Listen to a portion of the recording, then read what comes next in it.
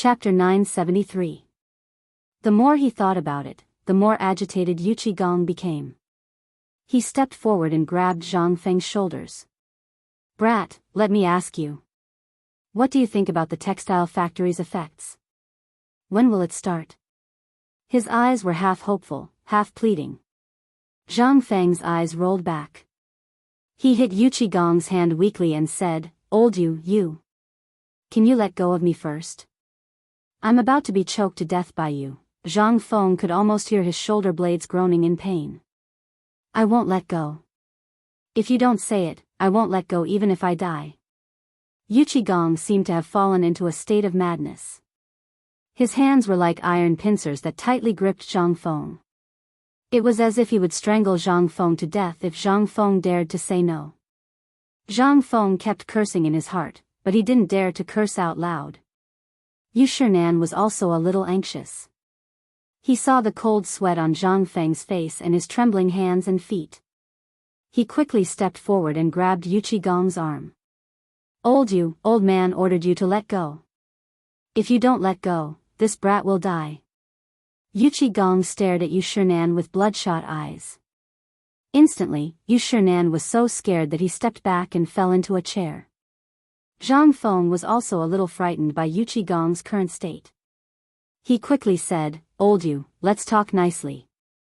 I've been planning for this textile factory for a long time. Laoli knows about it, but it's still early and I've been too busy recently. Where would I have the time? If I hadn't mentioned the school uniform today." Why didn't you get this thing out earlier?" Yu Qigong stared at Zhang Feng with bloodshot eyes. "Why didn't you get this thing out 10 years ago? Do you know how we survived the winter 10 years ago? You didn't experience the winter of Long Yu Dao, right? At that time, my family, my brothers were lost in the vast desert. In the end, they were forced into the snowy mountains by the Turks. It wasn't that my brothers couldn't fight. If they fought, they wouldn't be a match even if they had several times the number of my brothers. But they were cold. In the end, they were frozen to death on Mount Qilian. When we finally found them, hundreds of people were holding their weapons and our supplies, frozen into ice sculptures. Feng Zi, have you ever had such an experience? If you see your life and death friends, when you see Tai Niao and the others, what?" As he spoke, Yu Qigong cried.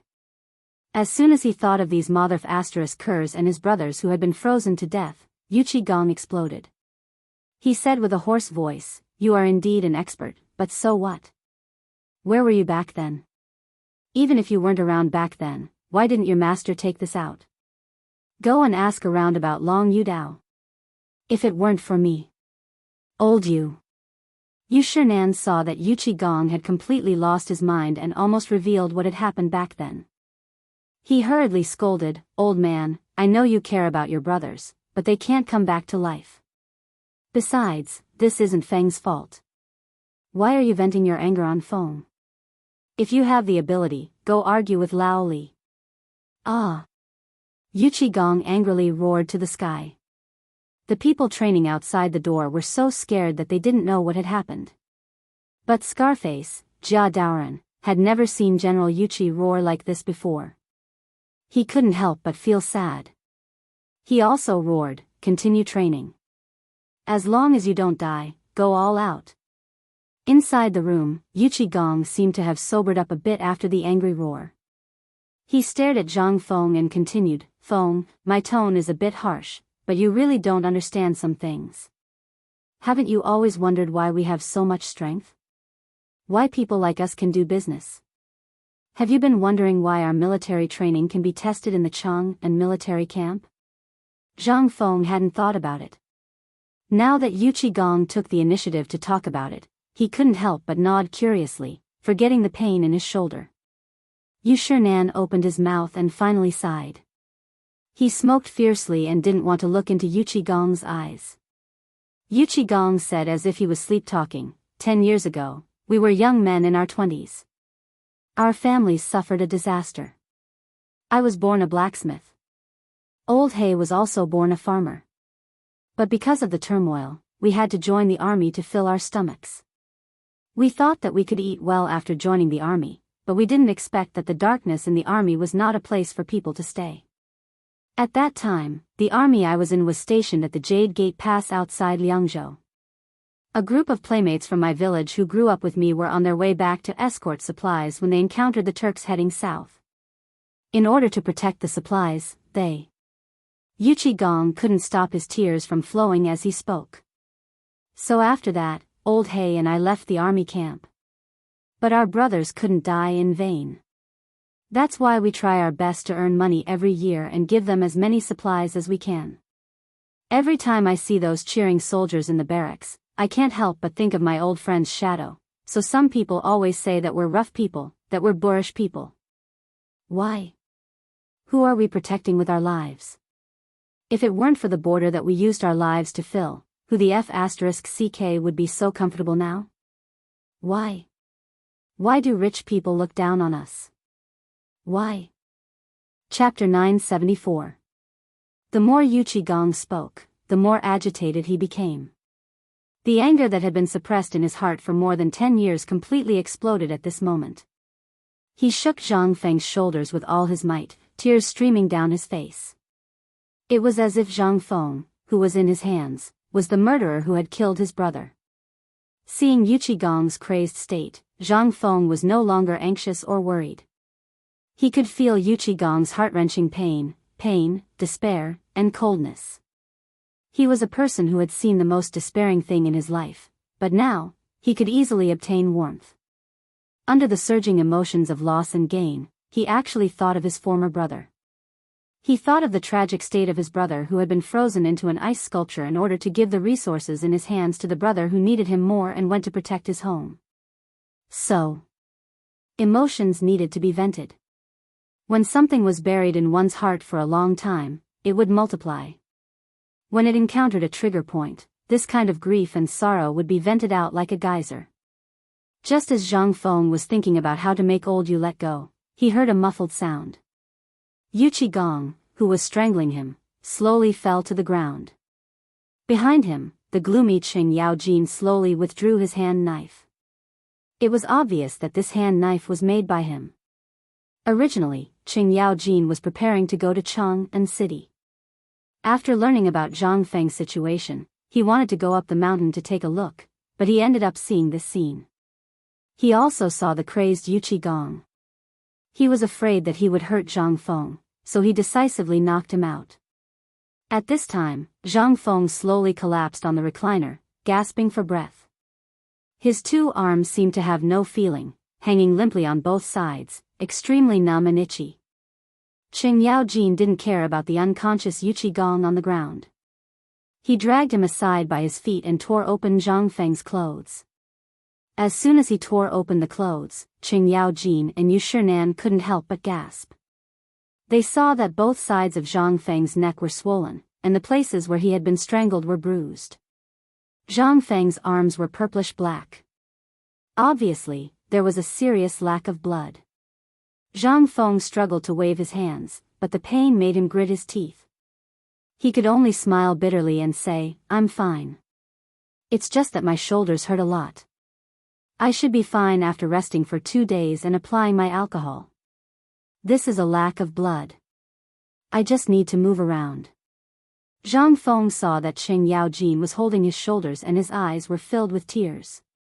He quickly continued to say, "It was my fault just now. Old Yu's mind was too agitated. He needs to recuperate. I don't dare to be careless. It's best to ask old Sun to prescribe him some medicine." Qing Yaojin glared at Zhang Feng and said, "You're too careless. If I didn't come in time, who knows what would have happened?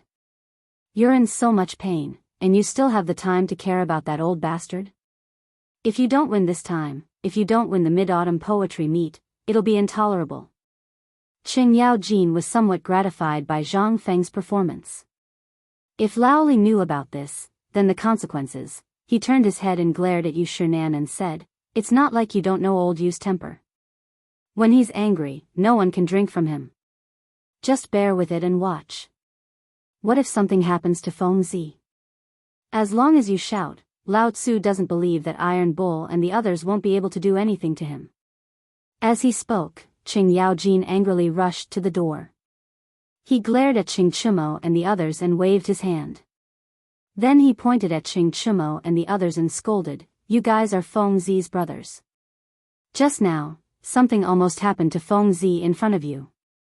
Don't you guys know? Have all the food you've eaten all these years gone to the dogs' stomachs? And you guys have been in the military for more than 10 years. Are you guys just waiting to die in the military? Can't you see that? Wait, all of you, go and receive your rewards. Everyone will follow the military rules and receive 20 military trophies. If there's a next time, don't blame Lao Tzu for not recognizing you." No one dared to say anything. Now that Zhang Feng was lying in the room, he couldn't see Qing Yaojin's appearance. Otherwise, he would have been shocked. At this time, Qing Yaojin had returned to the appearance of the ruthless demon king in Chang'an. His entire body was filled with murderous intent. Zhang Feng endured the soreness in his body and hurriedly asked Yu Shinan to help him out of the room. As soon as he stepped out of the room, he bitterly smiled and said, "It was supposed to be a happy occasion, but I was deliberately mystifying it and caused a misunderstanding. I've implicated you all. When I'm better, I'll make a table of good things that you haven't eaten before. I'll make it up to you as an apology. How about that?" Chapter 975. Shiwa ran to Sun Simiao's bamboo hut as soon as the incident happened. After a while, Sun Simiao, Ouyang Sun, and the others rushed over after hearing about Zhang Feng's incident. Qing Chumo and the others put Zhang Feng on the bed in a flurry. However, Zhang Feng screamed the moment he touched the bed. Sun Simiao's face darkened as he glared at Qing Yaojin and Yuqi Gong, who was lying on the ground. Ouyang Sun, who disliked Zhang Feng the most, was furious when he heard that Zhang Feng was in trouble and that the culprit was Yuqi Gong. He was so angry that he kicked Yuqi Gong's but a few times as soon as he entered the room. When Sun Simiao arrived, he chased everyone out, including Hai Huai and Yuqi Gong. Only he and Zhang Feng were left in the wooden hut. Outside the wooden hut, everyone's face darkened. Qing Yaojin clenched his fists and sighed in front of the wooden hut with his hands behind his back. He knew Yuqi Gong's strength very well. That guy had always been holding a lamb in his hands. He could have crushed it with one hand. How much strength did he have? Could Zhang Feng's neck be stronger than that lamb's head? The meteor hammer was as light as a feather in his hands. What was the weight of other people's meteor hammers? More than 10 caddies were already impressive, but this guy's meteor hammer weighed a total of 40 caddies. With this kind of strength, how much strength could he possibly have when his mind was in turmoil just now? One could tell just by looking at Zhang Feng's neck and arms. If by any chance something really happened to this brat, it would be strange if the emperor and the retired emperor didn't kill everyone here based on their tempers. However, Yuqi Gong couldn't be blamed completely. This old guy was also sad because of that incident. Yuqi Gong was Niu Jinda. Li Jing and the others had been partners with him for many years. Everyone knew their tempers very well. Therefore, everyone chose not to touch on the matter of that year. Watching more than 700 of his brothers from the same village being frozen into ice sculptures right in front of his eyes with widened eyes and weapons in hand, no one would be able to bear it. This left a lingering shadow in the heart of this man who was made of iron forever. In the room. When Sun Simiao removed all of Zhang Feng's clothes, he couldn't help but be shocked. His face was so gloomy that it was about to drip water. Seeing this, Zhang Feng endured the pain and said, "Elder son, don't be angry. It's nothing." "That's nothing? You're already injured to this extent, and you still say that you're fine? How big is your heart? From now on, don't speak. Old man, I'm going to perform acupuncture. I'll open up the blood vessels in your arms first." As he spoke, Sun Simiao took out his box of silver needles that were comparable to barbecue sticks and was about to stab him.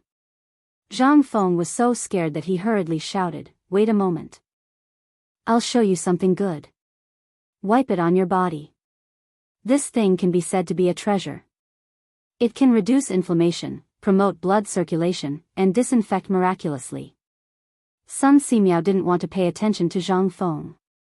He held the silver needle above the oil lamp and was about to stab Zhang Feng. This scared Zhang Feng so much that he dodged repeatedly. "Elder son, trust me this time. How can I mess around with my life? This is something I prepared long ago. This thing is called alcohol. It's a treasure extracted from white wine." Sun Simiao had studied white wine before. As long as this thing was lit with fire and used on people, it would indeed have the magical effect of promoting blood circulation and removing blood stasis. At this time, when he heard Zhang Feng say that there was something good, he frowned. "Why didn't you say so earlier? You should have taken it out a little earlier." Zhang Feng was afraid that elder son would copy old you, so he hurriedly struggled to sit up. Then he used his mouth to point at the shoe box he created and said, "It's inconvenient for me to move around. Elder son, please help me take it out. It's in the secret compartment under the shoe box." Although Sun Simiao was a little suspicious, Zhang Feng still couldn't bear to see Zhang Feng sucking in cold air in pain. Gritting his teeth, Sun Simiao poked his head down to look for it. Sure enough, the bottom of the shoe box was pulled out. Sure enough, there was a sound like a door bolt. Then Sun Simiao's hand lifted up vigorously. A secret compartment appeared under the shoe box. There was also a burst of wine fragrance inside. The secret compartment was about half the size of the bed, but there were about 7 or 8 jars of wine neatly placed inside. Sun Simiao glanced at Zhang Feng. Zhang Feng smiled and said, "This is the last of my stock. There's really no more white wine. By the way, the jar with the word alcohol circled with red paint is alcohol. Don't take the wrong one." Sun Simiao didn't say anything. He picked up a few small wine jars that were only the size of a fist next to a big jar. He took 5 of them and put them into his arms. He took out another jar, first opened the mud seal and drank a mouthful. Then he slowly closed the secret compartment and asked, "How do I use this thing?" "Let's use the same method as the white wine trial. Pat it or rub it?" Zhang Feng shook his head and said, "Rub it first, and then pat it after the body is hot. The effect will be better. Do you have a smaller silver needle, such as a silver needle as thick as a strand of hair?" Sun Simiao took out the largest silver needle from the box full of silver needles. He looked at Zhang Feng and asked, "No, do you want to prick open the extravasated blood? Or just let him be in pain like this?" Chapter 976. Outside the small wooden hut. Ouyang Sun and the others had also heard the news and came over. When they saw Yu Shinan and the others, they gathered together and whispered, pointing at Yu Qigong from time to time. Yu Qigong was anxious, his right fist pounding back and forth in his left palm as he paced around Zhang Feng's door. At this moment, 1 or 2 screams and groans could be heard from inside the room, causing Yu Qigong and the others to be even more alarmed. If this had happened to someone else, they really wouldn't have cared. But this was Zhang Feng, and it was a huge mistake that he had made himself. At this moment, even Yu Qigong, a man of steel, felt his cheeks turn red. But when he thought of the thing that Zhang Feng had mentioned, Yu Qigong stiffened his neck and felt that it was right. Qing Yaojin looked at Yu Qigong, then at Ouyang Sun and the others, and then at Zhang Feng's tightly shut door. He couldn't help but sigh and pat Yu Qigong on the shoulder. He could understand Yu Qigong's current feelings. No one would be able to remain calm at this moment. If Zhang Feng's thing was created, what would it be like? It would allow the hundreds of thousands of soldiers in the army to never suffer from the cold again. It wasn't just Yu Qigong. Even he himself was boiling with excitement when he heard about this. At this moment, Zhang Feng's tightly shut door slowly opened, and Sun Simiao walked out with a medicine box. Seeing this, Yu Qigong hurriedly went up and asked, "Elder son, how is Feng Zi?" Sun Simiao glared at Yu Qigong and Qing Yaojin, the warning in his eyes self-evident. "Feng Zi is fine. His shoulders are a little dislocated, and his meridians are blocked and shifted. Old man has already used acupuncture to release the clotted blood and reset his bones. As long as he recuperates, he will be fine." But listen carefully, if you dare to cause trouble again, I will definitely report Feng Zi's matter as it is. Hearing Sun Simiao's words, Yu Qigong and the others breathed a sigh of relief. As long as there were no sequelae, this kid was only 20 years old. After a few days of recuperation and some nourishing ingredients, he would be able to jump around again. In the end, Yu Qigong still held back. Otherwise, would his shoulders be as hard as a sheep's head? Coupled with Zhang Feng's miraculous alcohol, Sun Simiao could only relieve the blood clot on his arm and then reposition it. At this moment, his mind was still filled with the word alcohol. Sun Simiao took a look at the fist-sized porcelain bottle of alcohol that he had gotten from Zhang Feng. He happily went to brew the medicine for Zhang Feng, and while he was at it, he also went to study the gunpowder potion. As soon as Sun Simiao left, Yu Qigong and Qing Yaojin went straight to Zhang Feng's bedroom. Shiva, who was at the door, pretended not to see anything and went back to training with Qing Chumo and Scarface Jia Daoren. As soon as the six of them entered, they could smell the smell of alcohol in the air. They couldn't help but look at each other. There was still some left. What time was it now? Could it be that he was secretly drinking just now? Zhang Feng leaned against the pillow with difficulty. As if he could see the intentions of the four, he hurriedly said, "This is alcohol. You've seen Idiot Wei before. If you want to drink, I don't care. But please go down the mountain and drink. I still have half a jar here. It's enough for you to die." Yu Shinan and the others didn't understand what it was. After Qing Yaojin explained, they could only rub their noses and pretend they didn't hear anything. They pointed at Zhang Feng's arm. Yu Shinan asked, "The smell of alcohol on you, is it alcohol?" "Yes, old Yu and the others know. I haven't used this before, but this time, it's all thanks to this thing. Otherwise, this kid really wouldn't be able to escape this time." They couldn't help but criticize in their hearts. Was this thing really that magical? However, Zhang Feng didn't dare to elaborate. There was only a little left of this thing now. If he didn't save a little, he might run into another idiot one day and finish it for him. If he encountered such an emergency, he wouldn't even have a place to cry. Yu Qigong stared at Zhang Feng with red eyes and said, "Feng Zi, are you sure you're okay?" Zhang Feng's face was pale as he grimaced. He raised his right hand with difficulty and instantly grimaced in pain.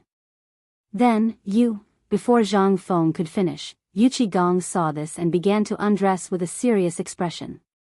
He also took out the broom behind the door and threw it to Zhang Feng. "Feng Zi, this time, I was reckless.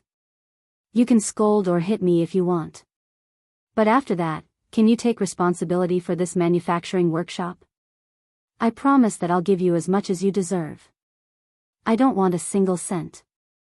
However, you should know that many of our brothers in the army don't have enough food to eat or warm clothes to wear. Every winter, many people freeze to death. It's going to be winter soon. I, old you, really don't want to see the tragic state of our brothers back then. In the end, they froze to death in that place in order to protect their home. In the end, even their corpses didn't come back. Although I'm a businessman now, but," as he spoke, Yu Qigong had already taken off his clothes, leaving only his undershirt. Yu Shinan and the others were also touched. They looked at Zhang Feng without saying a word. Zhang Feng sighed and said, "When did I say I wanted to hit you? Even if you didn't say it, I would still sell these things. I promise you, I'll let you take full responsibility for this matter." Chapter 977. Yu Qigong was like a child as he walked away happily. Zhang Feng sighed indifferently. Ouyang Sun and Chu Suiliang opened their mouths, but in the end, they left Yu Shinan behind and left silently. Yu Shinan and Qing Yaojin carried Zhang Feng from the bed to the lounge chair at the door.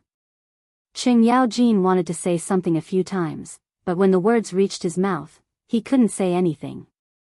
Zhang Feng also saw the strange look on their faces.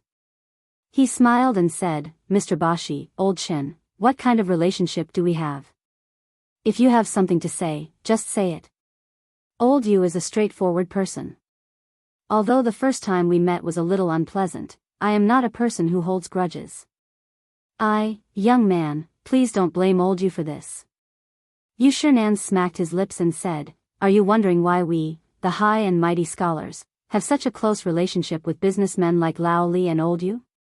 Zhang Feng didn't want to know that it was all fake.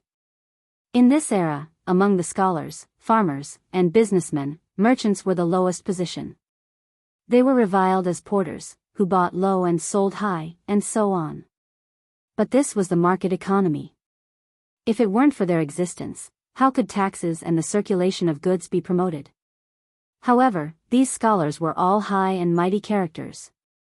Normally, these merchants would have to salute even if they saw a Confucian scholar, let alone these famous Confucian scholars.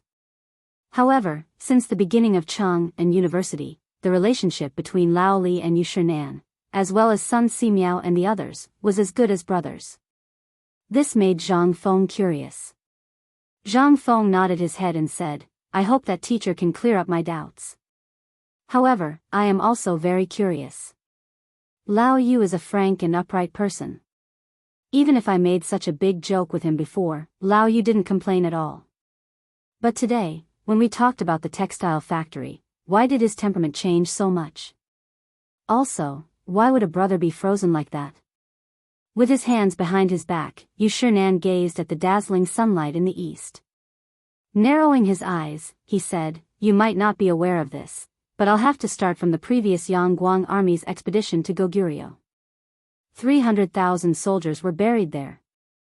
Do you think you can sit back and relax just because you're a commoner, a merchant, or a descendant of an aristocratic family? You're wrong. At the end of the Sui dynasty, there were 72 rebellious kings and 36 bandits who wreaked havoc in the world. How could there be a paradise in this world? At that time, old Yu and the others were hot-blooded youths who cared about their country and the world. But what happened in the end? Have you ever seen someone who was so hungry that they could only eat tree bark and roots to survive? Or have you ever seen people who eat rice and meat in order to survive? I've seen it. At this moment, Yu Shinan's entire body was trembling. His face was pale, as if he was recalling those tragic scenes. After a long while, he continued, originally, they were preparing to seek a living because of the disaster that befell their families. But when they saw these things on the way, they were all hot-blooded youths. Which one of them didn't want to quell the chaos and return peace to the world? But everyone has their own ambitions. From that time, we met in Chang and city and prepared to work together for the sake of the world. Don't ask how we met. After so many years, what you can see is our present. But what about what you haven't seen? So don't blame old you. At that time, after he joined the army, he was full of mettle. When he returned to the village, he basically brought all the youths in the village with him. But it was also on that winter day that he was stationed in Liangzhou because of military orders.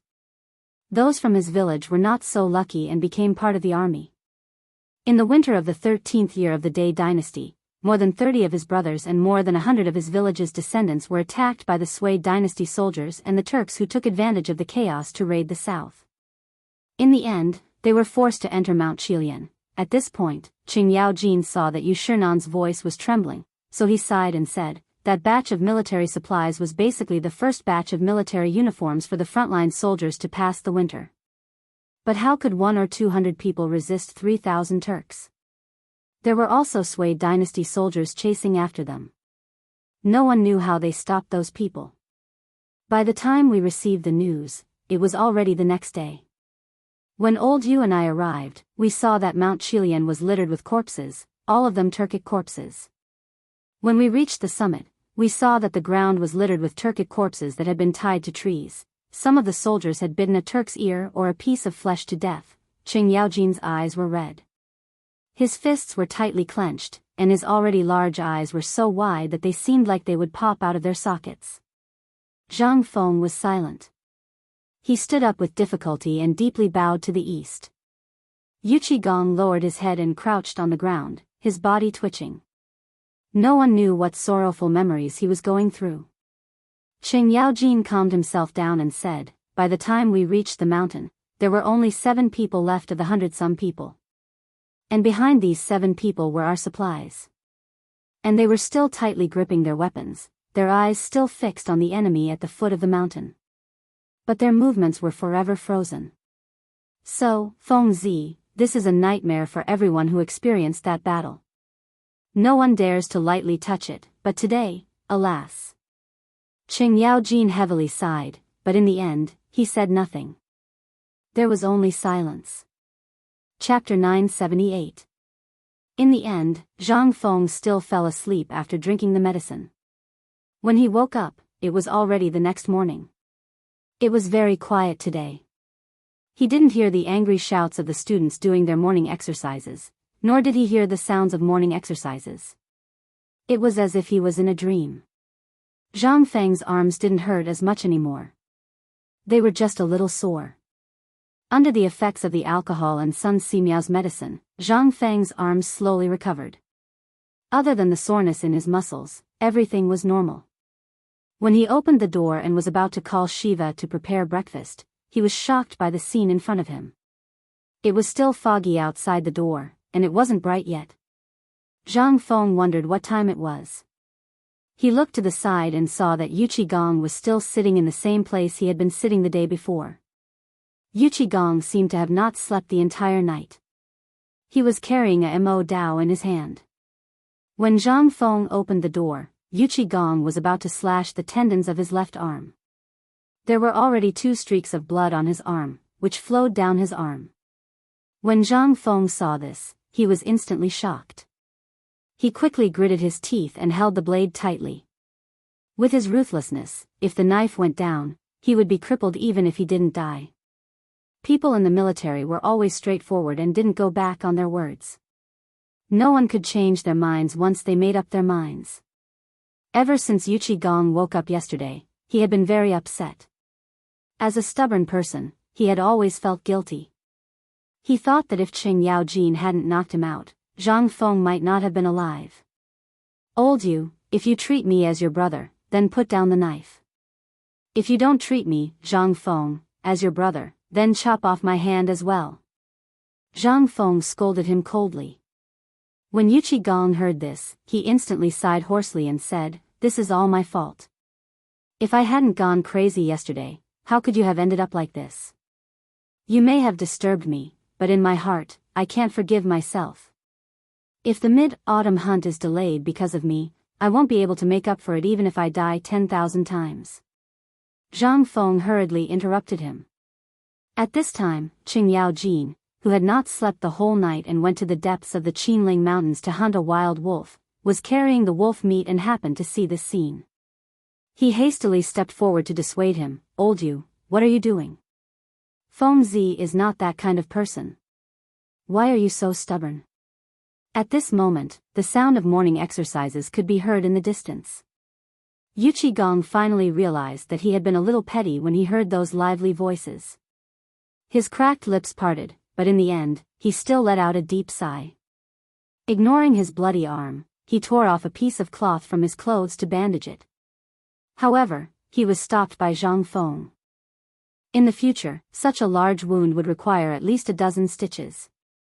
Zhang Feng pulled Yu Qigong to the living room and disinfected him with alcohol. Then, he used a sterilized cotton cloth to bandage Yu Qigong's wound. Zhang Feng saw that the 2 of them were staring at the small porcelain bottle in his hand and the cotton cloth that had been soaked in alcohol at high temperatures. He said, "This is the alcohol that I didn't want you to drink to your deaths. It's a good disinfectant. As for this gauze, forget it, let's not talk about it anymore. We'll talk about it again after the biology class." He knew that if he continued to talk about it, the 2 of them might come up to him and pull his arm and leg, instantly dismembering him. Yu Shinan and Sun Simiao were not here now. After doing all this, Zhang Feng bandaged his hand.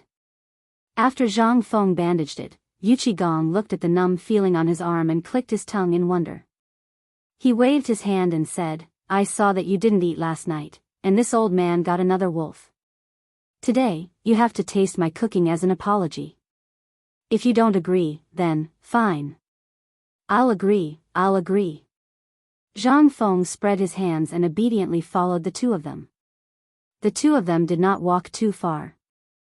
They looked at Zhang Feng from afar. Then, the three of them went around the waterfall and came to the periphery of the farm. This was the place where they used to make beggars' chicken. However, now that the food factory was finished, this place was abandoned and used as fertilizer for the weeds. By the time the three of them arrived, Elder Gao had already built a small furnace made of mud by the stream. The fire inside was burning brightly. Seeing the three of them come, Elder Gao just glanced at them indifferently. Then, he pointed to the farm behind him and said, "You came at the right time. Yesterday, when I heard that Fengzi's arm was injured, I sent someone to the foot of the mountain to find a wild lamb for Fengzi. Since you are here, go inside and take out the wine table. Shall we eat here?" "That's great." Zhang Feng had been hungry for a long time. At this time, when he heard that, how could he wait? The few of them quickly pressed Zhang Feng on a stone and sat next to the bonfire to wait. In less than a quarter of an hour, a roasted lamb was placed in front of Zhang Feng. Elder Gao did not care about his heartache and took out a jar of dusty white wine from the house. Zhang Feng, who had been drooling for a long time, was about to take the wine jar when Yuqi Gong pressed him on the stone. "You are injured, so you can't drink. Come, come, come. Eat more meat to nourish yourself." As he spoke, he took out a dagger that was also studded with gems. He cut off the best piece of meat from the lamb's thigh and placed it in front of Zhang Feng. Without waiting for Zhang Feng to speak, he cut off a fist-sized lump from the meat and stuffed it into Zhang Feng's mouth. Qing Yaojin, who was sitting side by side, saw this and kicked Yuqi Gong out. "Are you King feeding him? Or are you trying to kill Fengzi?" Chapter 979. Yuqi Gong glared at Qing Yaojin as he got up from the mud. The meat in his hand was already covered in mud and soot. He was so angry that he threw the meat in his hand at Qing Yaojin. "Do you want Lao Tzu to feed you? If you want to eat, do it yourself." Qing Yaojin wasn't afraid of him. He took the meat and deftly stabbed it with a dagger. Then, he placed it over the fire and shaved off the muddy parts. He ate with relish. Yuqi Gong was so angry that his whole body trembled. Elder Gao hurriedly advised, all right. How old are you? Why are you still fighting over food? It's not like it was 10 years ago. Fengzi is a cultured person, unlike a barbarian like you. You have to eat properly. No wonder Lao Li always scolded you at home. Look at you. How old are you? What are you still doing here? Hearing that, Yuqi Gong and Qing Yaojin sat down angrily. Zhang Feng, on the other hand, had a very satisfying meal. He didn't know how Elder Gao had marinated the meat. There was even barbecue seasoning and a strong smell of pepper and cumin on the meat. Wild mutton had a strong gamey smell to begin with, but after being marinated like that, there was no gamey smell at all. There was even the smell of sandalwood.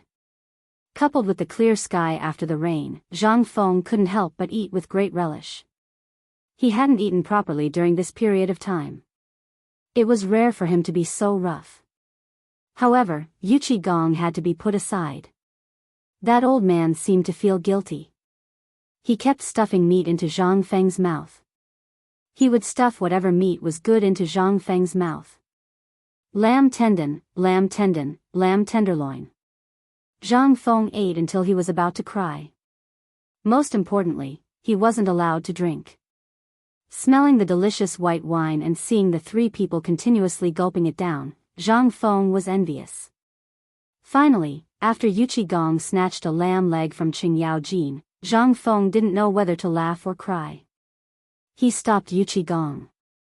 "Old you, are you trying to choke me to death or stuff me to death? You lost your mind because of your past pain and unintentionally hurt this kid. But this kid isn't a baby, right? Putting aside your age, I reckon that you guys are all my uncles. But thanks for not abandoning me, we've become brothers. I originally planned to have a good chat with you early in the morning, but then I saw you like this. How can I endure this?" Hearing Zhang Feng's words, Yuqi Gong put down the meat in his hand. He sat opposite Zhang Feng and chuckled. "Your words are enough. But of course, you can't accept Lao Tzu's apology. Lao Tzu has been through all sorts of situations in his life. What hasn't Lao Tzu seen in his life? Previously, in the military, there were countless people who died at the hands of Lao Tzu. Even if he was wrong, Lao Tzu used his fists to force him to be straight. At most, he'll pay with his life. Lao Tzu has lived enough in this life. That time at Mount Qilian, he's already indifferent to life and death. When Qing Yaojin heard this, he and old Gao sighed. Nothing came out of their mouths. Yuqi Gong paused, but his lowered eyes were instantly filled with anger.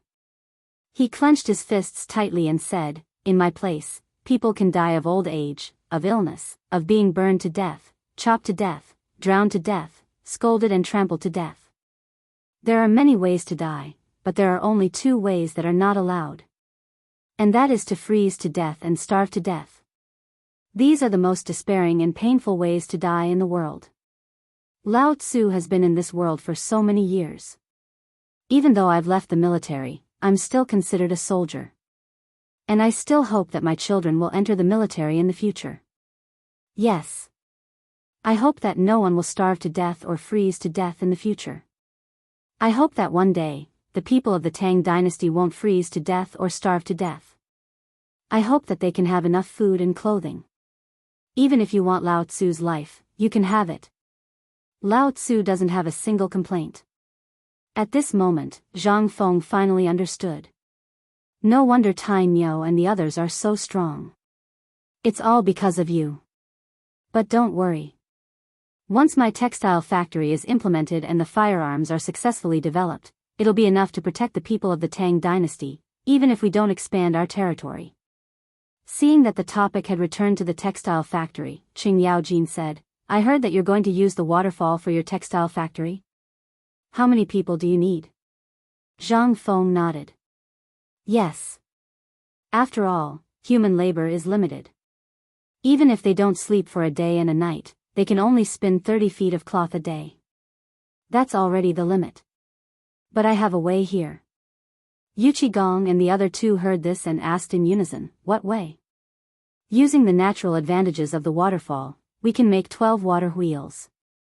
Using the water wheel's linkage, we can drive 100 to 300 large looms to weave cloth at the same time. And we only need 3 to 5 people to watch over it.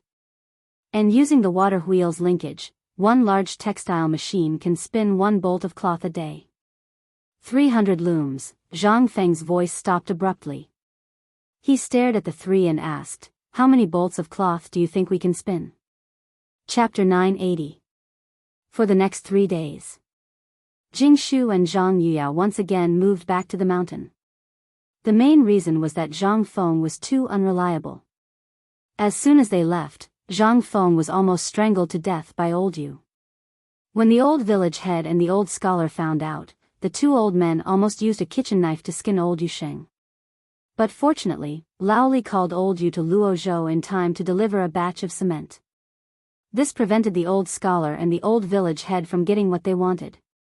However, they once again pushed the two women to Zhang Feng. They glorified it by saying that they had to protect the Zhang family's property. Otherwise, if everyone did this, then what would the old Zhang family have? When Zhang Feng's doll came out and asked Lao Tzu for some special skills, what would he, Zhang Feng, have at that time? The two women seemed to know about the matter between Zhang Feng and Yu. But the Tang dynasty was good. The atmosphere was simply loved and hated by Zhang Feng. If you said it was not good, then you could have 3 wives and 4 concubines. Moreover, they could get along very well. If you said it was good, then this custom of having 3 wives and 4 concubines made Zhang Feng feel sorry for the two women.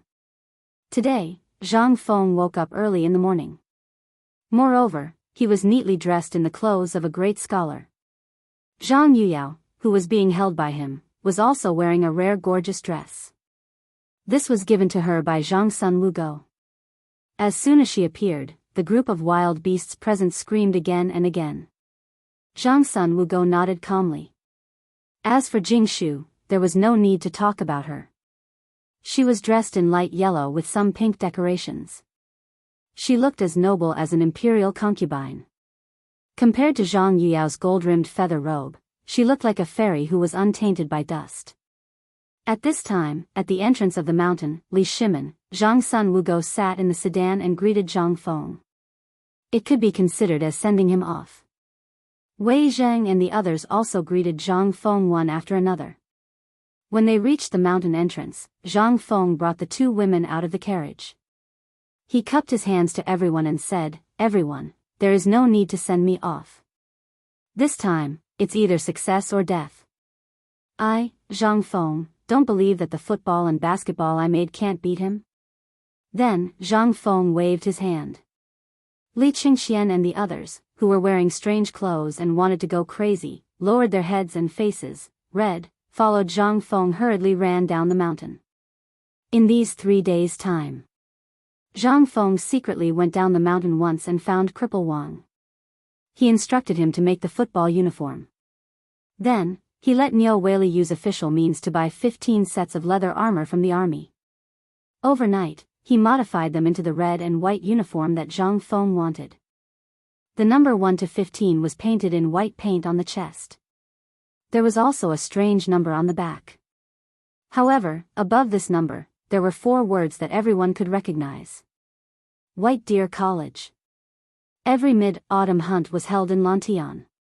This was a natural place for hunting. It was vast and sparsely populated. The scenery was beautiful.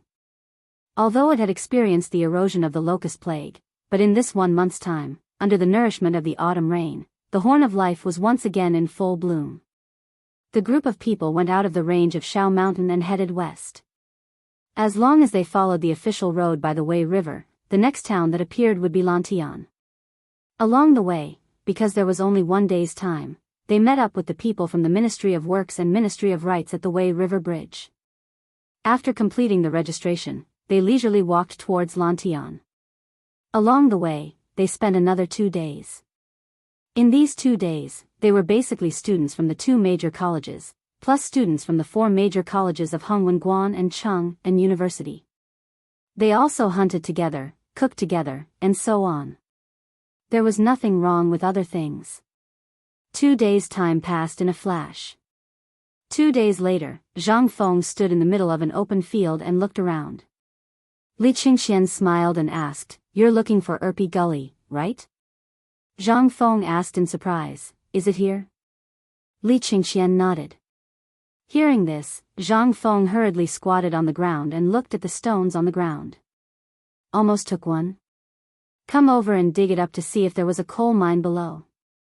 Seeing this, Li Qingxian hurriedly dissuaded him. "You'd better stop. As far as I know, this is Erpi Gully, but it doesn't mean that this place is full of coal mines, right? I've already sent someone to inform old Niu. Perhaps old Niu will come over at night. You should prepare first. We'll depend on you later." Zhang Feng still didn't understand what Li Qingxian meant. Beside a river in the open field between 2 mountains, rows of tables and chairs were already placed.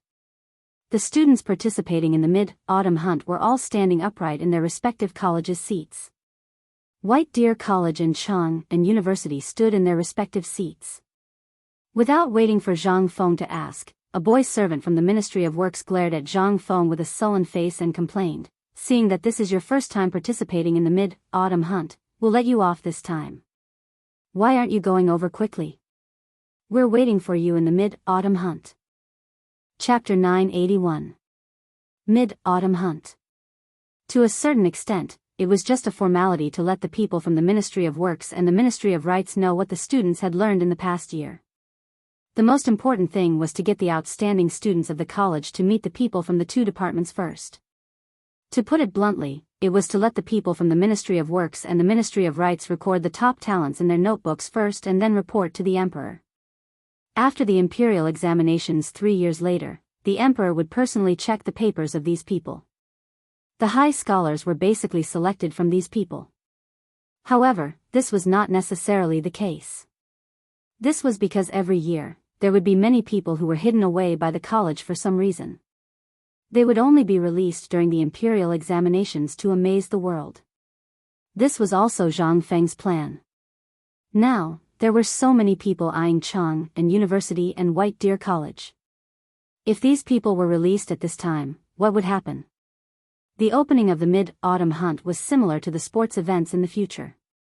First, the people from the Ministry of Works and the Ministry of Rights would praise the emperor.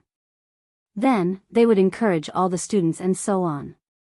After that, the chancellors of the major colleges would go up to give a speech. Since the chancellors of White Deer College and Chang and University were both Zhang Feng and this time, the Imperial College and Hongwen were on the same side, things were easier to handle. Originally, it was the Imperial College's turn to give a speech. Zhang Feng was prepared to study what these people were talking about. After all, he did not understand these things. It would be a lie to say that he was not nervous. However, this time, the people from the Imperial College knew how to have fun. The two deans stood up at the same time. They smiled at Zhang Feng and said, "We have long heard that young Master Zhang is brimming with talent. Furthermore, there are countless amazing poems that have spread throughout the world. However, these are only one-sided. As everyone knows, as the dean of an academy and the chancellor, this is not only reflected in the Tao of poetry, but also in the Book of Songs and Etiquette. Although you invited the 4 great Confucians up the mountain, we do not know what methods you used. But if you want us to believe you, it's still a little difficult."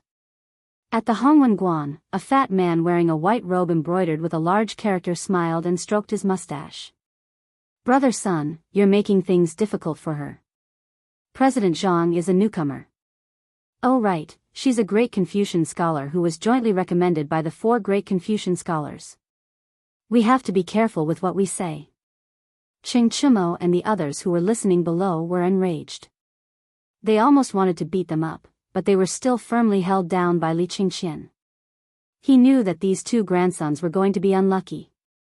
Zhang Feng laughed coldly and patted Zhang Yuyao's and Jingshu's hands, who were trembling slightly. He got up and threw a punch at the 2 of them, as well as the 2 officials from the Ministry of Works and Ministry of Rights, who had been watching coldly from the side. This immediately made them frown slightly. If this was any other place, it wouldn't have mattered. But where was this place? This was the Mid-Autumn Hunt, and the people who came were all literati.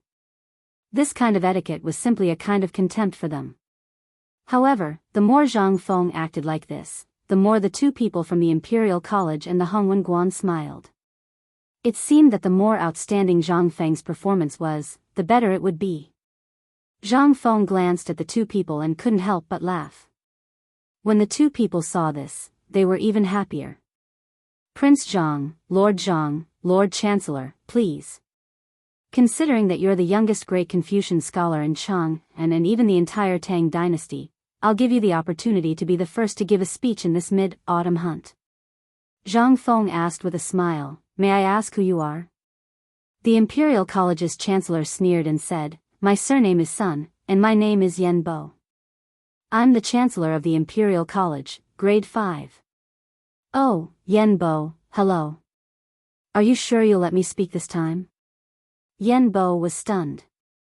He didn't know what Zhang Feng meant, but he still nodded and said, "Let's begin. Let's not waste everyone's time. Since Brother Yen Bo has spoken, then this humble Zhang will speak a few words this time." Zhang Feng waved his hand and said, "I'm sure everyone knows about the Chang and University and White Deer College, right? The reason why I set up the college was to let the people of the Tang dynasty escape from poverty. I believe that everyone has seen the incident caused by the locust plague. Let's not talk about what White Deer College did. These are all small matters. As long as it can benefit the people of the world, we'll do it. Let's not talk about what the college did for now. Let's talk about, wait." The guy surnamed Sun couldn't stand Zhang Feng anymore. He hurriedly interrupted Zhang Feng and said, "President Zhang, this is the Mid-Autumn Hunt. Let's talk about the Mid-Autumn Hunt." Zhang Feng curled his lips and said again, "The reason why I set up the college was to let the people of the Tang dynasty be illiterate. What I want to say is that as long as you're not blind, you can see that in the Tang dynasty, from the opening of the waterway trade route, to the emergence of the salt-making technique, to the trade with Xinla, these are the foundations that made the Tang dynasty grow stronger day by day. Think about it, what does a strong country need? What it needs is more people who can read. Don't ask me why I want everyone to be literate. Look at how many barbarian merchants there are during this period. If all of us are the same as before, how can we continue to do business? What does being illiterate mean? It's a matter of a country's reputation. What does a strong country need first? Of course, it's national strength. How can a country's national strength be strong? This involves one of the most basic things of Tao, and that is culture. Culture is the soul of a country. If you want everyone to believe in you, it's not about how many troops you have or how strong your military power is, but how many literate people there are in your country. This is the face of a country. I've calculated it once before. The ratio of literate people to illiterate people in the Tang dynasty is 100:1. That is to say, only one person in 100 may be literate. But this literacy is only in the literal sense. Why is that? It's not that they don't want to, because everyone knows that reading is the best out of everything. But now? What do you see? At this time, the people in the field listened to Zhang Feng's words. They couldn't help but feel a little moved. Zhang Feng was right. When they came to study and learn how to read, wasn't it the same as what Zhang Feng said? Chapter 982. Zhang Feng spoke passionately, and the people standing below were even more mesmerized as they listened to him. Qing Chumo, who was familiar with Zhang Feng's temper, suddenly understood. Why did Li Qingxian not let him speak before? It turned out that this group of people wanted to show off again. This was simply, when would Lao Tzu be like Feng Zi? That would be great. At this moment, the people from the Ministry of Works, Ministry of Rights, and Ministry of Personnel were all stunned. What was wrong with what Zhang Feng said? Although it was not as cliché as what everyone said before, Zhang Feng's face was flushed red as he spoke. He was so excited that he was almost dancing with joy. As for the students present, they were all fired up by Zhang Feng's words. It was to the point that they were almost ready to jump into action the moment Zhang Feng said what he wanted to do. The people from the Imperial College and the Hongwen Guan felt uncomfortable at this moment. Their faces were full of discomfort as if they had eaten feces. Their expressions were as uncomfortable as they could be. Zhang Yuyao, who was behind Zhang Feng, almost stood up to cheer Zhang Feng. Jingshu's eyes were also full of splendor. Our great Tang dynasty has heroes all over the world. If everyone had a tolerant heart, then our Tang dynasty would not be bullied by others. Since the era of Emperor Qin, look at our martyrs. Which one of them did not straighten their backs and work tirelessly for the rise of our Han people and culture? Emperor Qin unified the 6 states, forged a unified currency, and unified the written language. The Hanwu dynasty was famous around the world for the prestige of our Han people. There was once a classic famous sentence. Do you remember? Those who offend our Han people will be killed no matter how far away they are. What is this?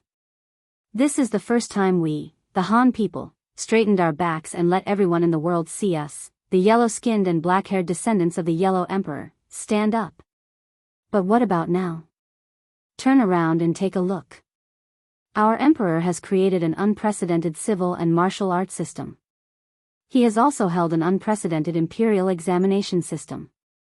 Of course, this imperial examination was not created by our emperor, but it was only implemented in our era. Our emperor has created an unprecedented way of spreading the word. This achievement is comparable to Qin Huang and Emperor Wu of Han. And look at the current cooperative, and so on. What are these? These are all for our emperor to straighten our back of the Tang dynasty, deter the foreigners, and prevent our people from being bullied. Take a look at all of you. Some people are cutting their way through this path, but there are even more people who are looking at the sea and sighing. But I want to say that it's all pretentious. If you don't act, you won't die. Right now, His Majesty wants to improve, to surpass the Qin Emperor and Emperor Wu of Han. But in the vast country of the Great Tang, there are countless illiterates, and many people are starving. Last year, His Majesty signed the Wei River Treaty in humiliation, killing the White Horse. Why? This is all for the sake of our Tang dynasty's people not to be bullied. What can we do about this? We have to shoulder this heavy burden and contribute to the rise of the Great Tang. That's why some people say that my White Deer Academy is dancing on the brink of death. There are even some people who say that if I pay a little bit of my master's money and find a master, not only will I be able to learn a thing or two, I'll even be able to earn a little bit of money. There are also people who say that your academy is breaking the rules and that the academy needs to charge a high fee to show its status. However, in my opinion, all of this is bullshit. Whether a person is high or not depends on whether he works hard, studies hard, and achievements.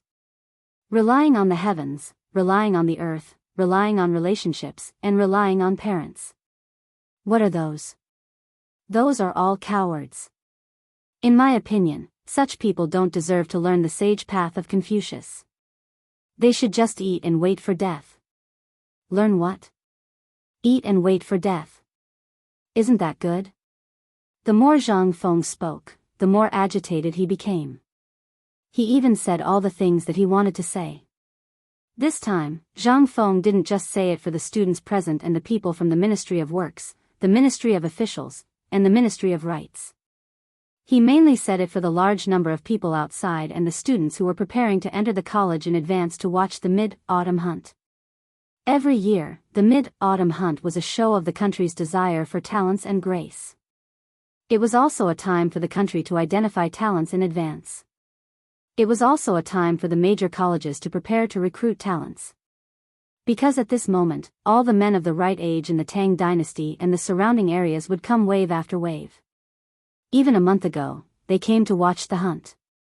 This was the time to show whether the college was strong or not. It was also the time to decide whether the college would be able to recruit top talents in the next 3 years. At this moment, after hearing Zhang Feng's speech, a loud voice shouted from the top of the mountain in the distance, "Good. Well said. If one is to be President Zhang, one might as well go home and raise pigs." President Zhang, does White Deer College still want people? President Zhang said it so well. One more. One more. One more. One more. Chapter 983. At this moment, Li Qingxian and the others couldn't help but be stunned as they looked at the boiling scene. Although they already knew about Zhang Feng's abilities, how could they have imagined that Zhang Feng's words would cause such a stir? The people from the Imperial College, the Ministry of Works, the Ministry of Rights, the Ministry of Personnel, and the Hongwen Guan were also stunned. They had never seen such an opening speech before. They were simply here to snatch people away. Some of them couldn't help but start to panic. However, at this moment, the official from the Ministry of Personnel scanned the sea of people and saw Li Qingxian and the others. Although Li Qingxian and the others were disguised, they often moved around the palace and knew a lot about the situation in the palace. They had naturally seen the current emperor and the crown prince. Although this person looked similar to the crown prince, Li Qingxian was the crown prince. No one could imitate his aura. Therefore, when the official from the Ministry of Personnel saw Li Qingxian, he couldn't help but stand there in a daze, as though he had been struck by lightning. Oh my God, could this be the crown prince? He had long heard that the White Deer Institute was established by the crown prince, and this Zhang Feng was merely a dean under the crown prince. Could it be that this was all true? The official from the Ministry of Personnel couldn't be sure. He hurriedly pulled on a good friend from the Ministry of Works and asked, "Lord He, do you think that person looks like someone from the palace?" The official from the Ministry of Works frowned slightly and wanted to refute. However, when he looked in the direction his friend was looking, he also frowned slightly. He also saw Li Qingxian, who was dressed in white. Although he looked delicate and pretty, he couldn't tell anything about him. Due to their identities, Li Qingxian and the others were meticulously disguised every time they went out. Therefore, although everyone could tell something from his refined movements and expressions, if they didn't interact with Li Qingxian and the others often, even their childhood playmates wouldn't be able to recognize him, let alone outsiders. At this time, official He from the Ministry of Work stared at the official from the Ministry of Personnel in shock and said, "I say, old Xian, are you blind from old age? Wasn't the crown prince always in the palace? Moreover, wasn't it said that he had been helping the emperor deal with some important political matters? How could he have the time to come here and fool around? Besides, the laws of the Tang dynasty. Without waiting for him to finish, the official from the Ministry of Appointments, Old Xian, waved his hand with a pale face and whispered into his ear, "Have you not heard the rumors in the palace?" "What rumors?" "Master," he couldn't help but ask. "That's right. I've heard people say that His Majesty and the dukes would often leave the palace in disguise. Moreover, White Deer College seems to have been set up by His Majesty and the others. Even retired Emperor is the honorary Vice Dean of White Deer College." When Lord He heard this, his frown deepened. As a rank 4 official of the Ministry of Works, he knew some things in great detail. However, when he heard his old friend say this, he couldn't help but frown. After thinking about it carefully, he heaved a deep sigh of relief. He patted the shoulder of the official from the Ministry of Personnel. "Old Xian, I'm telling you the truth. You're too nervous. If these things were true, why didn't Lord Zhangsun tell us? No matter what, we're an urgent department. If these things were true, why didn't we receive any news?" During this period of time, His Majesty and the Crown Prince had been terribly busy because of Chang'an's economy and the market at the foot of Shao Mountain. In addition, Jianghu's request for help has kept them busy. How could they have the time to leave the palace? Think about it carefully. Is Lord Zhangsun in the palace or the Ministry of Personnel every day? Have you heard about Lord Zhangsun leaving the palace? Moreover, you said that retired Emperor is the Vice Dean of White Deer College. Aren't you thinking too much? The relationship between His Majesty and retired Emperor has just improved. Why would retired Emperor come out to mess around? Lord He patted the shoulder of the official with the surname Qian and smiled confidently. Old Qian, you're really ignorant. This is what retired Emperor values the most. Do you think retired Emperor will break his own rules and do this kind of thing? Do you think His Majesty and Empress will allow him to do this? Hearing this, the official with the surname Qian from the Ministry of Personnel heaved a deep sigh of relief. Indeed, the rules established by the retired Emperor stated that no member of the royal clan was allowed to use any form to side with anyone. Although the rumors about the White Deer Academy were getting more and more ridiculous, even if he was beaten to death, he wouldn't believe that the retired Emperor would do such a thing. Hearing Lord He's words, Lord Xian's complexion turned slightly better. The gaze he used to look at Li Qingxian and the others was no longer that respectful. Now that you've said it, it seems that I was really a bit too nervous. However, look at this brat's mouth, he really knows how to talk. Lord He glanced at Zhang Feng, who was talking incessantly and passionately, and nodded speechlessly. At this moment, Zhang Feng didn't notice, but Li Qingxian and the others had already noticed the abnormalities of the officials. Chapter 984. Just as Li Qingxian was pondering whether or not he should react, he saw the two of them whispering to each other before looking at him. They actually just ignored him. Li Qingxian couldn't help but let out a deep sigh of relief. These two sly old foxes were the main participants of this mid-autumn hunt. Furthermore, he had met them a few times in the palace and had also met them a few times in the morning court. If their identities were to be exposed now, it would create a huge hole in his reputation. Fortunately, these two idiots were old and dim-sighted and didn't recognize him. However, this was also a warning to Li Qingxian. If he wanted to hide his identity for a long time, it wouldn't be enough to disguise himself. He didn't understand why his imperial father wanted to bury those things. What would happen if he directly told Zhang Feng? Would that brat be scared to death? At this moment, Zhang Feng's speech came to an end. The administrators from the Ministry of Works, Ministry of Rights, and Ministry of Personnel hurriedly walked forward and invited Zhang Feng down. They really didn't dare to let Zhang Feng continue speaking. They seriously suspected that this brat would continue speaking until the sky turned dark. The three officials waved their hands at the students, indicating for all of the students and the excited commoners to quiet down. Only then did they say, "What Principal Zhang said is extremely correct. It is just as Confucius once said, education is without discrimination. This is more or less the case. However, due to the time constraints, right now, we will no longer pursue these matters, nor will we research these matters. Without waiting for the official to finish speaking, he hurriedly waved his hand and shouted, "This matter isn't urgent. Once this mid-autumn hunt is over, Lantian County is very close to my White Deer College. At that time, I'll invite everyone to my White Deer College as guests. It just so happens that the braised meat, beggar's chicken, and beer were all invented by my White Deer College. At that time, I'll invite everyone to the mountain for a taste. How about it?"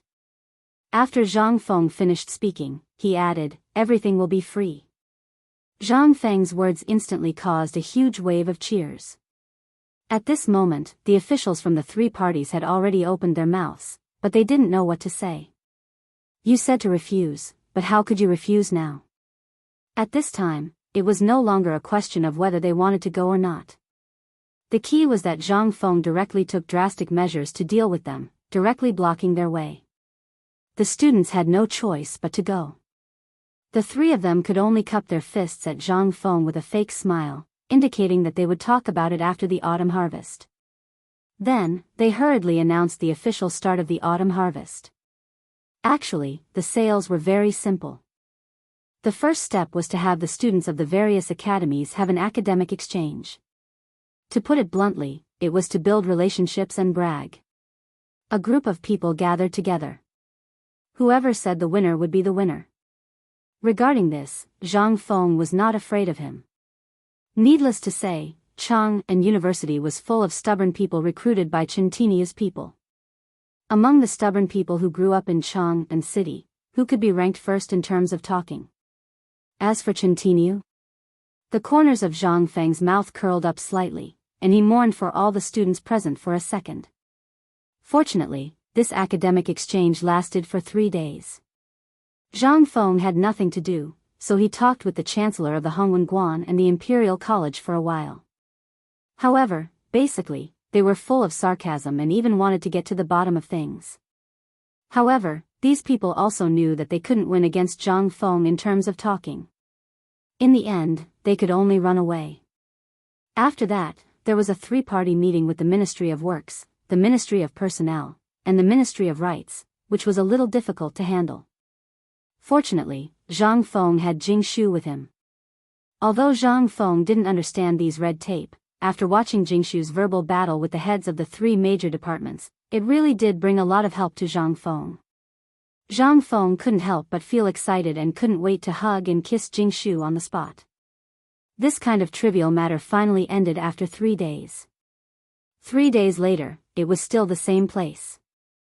All the students stood straight, but the students from A, B, C, and D colleges were basically communicating with their eyes. Some were envious. Some were fearful. Some were unconvinced. And even more fearful. Those with discerning eyes could roughly see that Chang and University and White Deer College obviously had the upper hand. As for the Hongwen Guan and Imperial College, these places were serious teaching places, and all of them were gentle and refined. Who could compete with the big and burly Chang and University and White Deer College, these weirdos?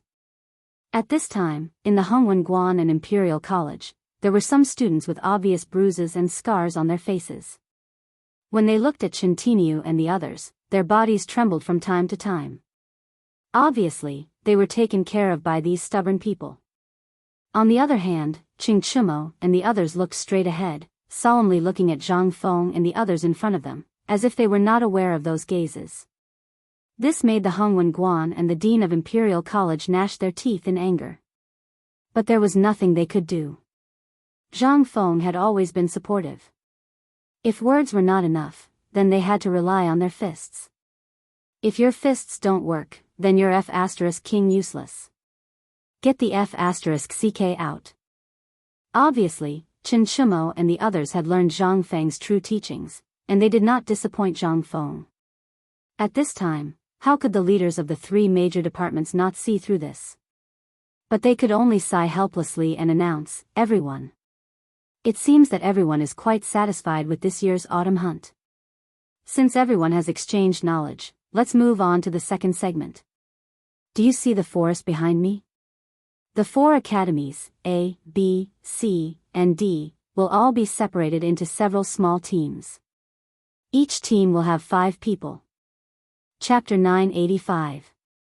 Every team must bring back 5 preys before sunset today. This will be considered as an important part of the autumn tree hunt this time. As for those who don't bring back 5 preys or didn't hunt any preys, 1 point will be deducted from them. And this time, the total number of students participating in the autumn hunt from each academy will be evaluated and ranked after the hunt is over. As for the academy with the lowest ranking, it will be directly eliminated. You all know what will happen 3 years later, so I won't say anything more. As for the remaining 3 academies, they will conduct the final round of Dao discussion among the students, and the most outstanding academies of this year will be determined. Similarly, the mid-autumn hunt will be judged based on points. The previous 3 days of academic exchange can also be used to familiarize each other. After 3 days of practice, the old man believes that all of you should be familiar with each other. Then, the old man announces the official start of the hunt. The most important part of the mid-autumn hunt had finally arrived. The number of participants for the mid-autumn hunt this time was originally planned to be 30 from each academy. Zhang Feng had originally brought 30 people from each academy. However, these damn fellows actually said that Zhang Feng's academy was just established this year and didn't have enough people. Therefore, each academy could only have 15 people. This meant that the total number of people from Chang and University and White Deer College only added up to 1 academy's quota. This was also why Zhang Feng was more angry. After the people from the Ministry of Works and the Ministry of Appointments found out that these 2 academies were under Zhang Feng's name, they actually firmly believed that these 2 academies belonged to the same system. After all, the chancellor and dean of the academies were the same person.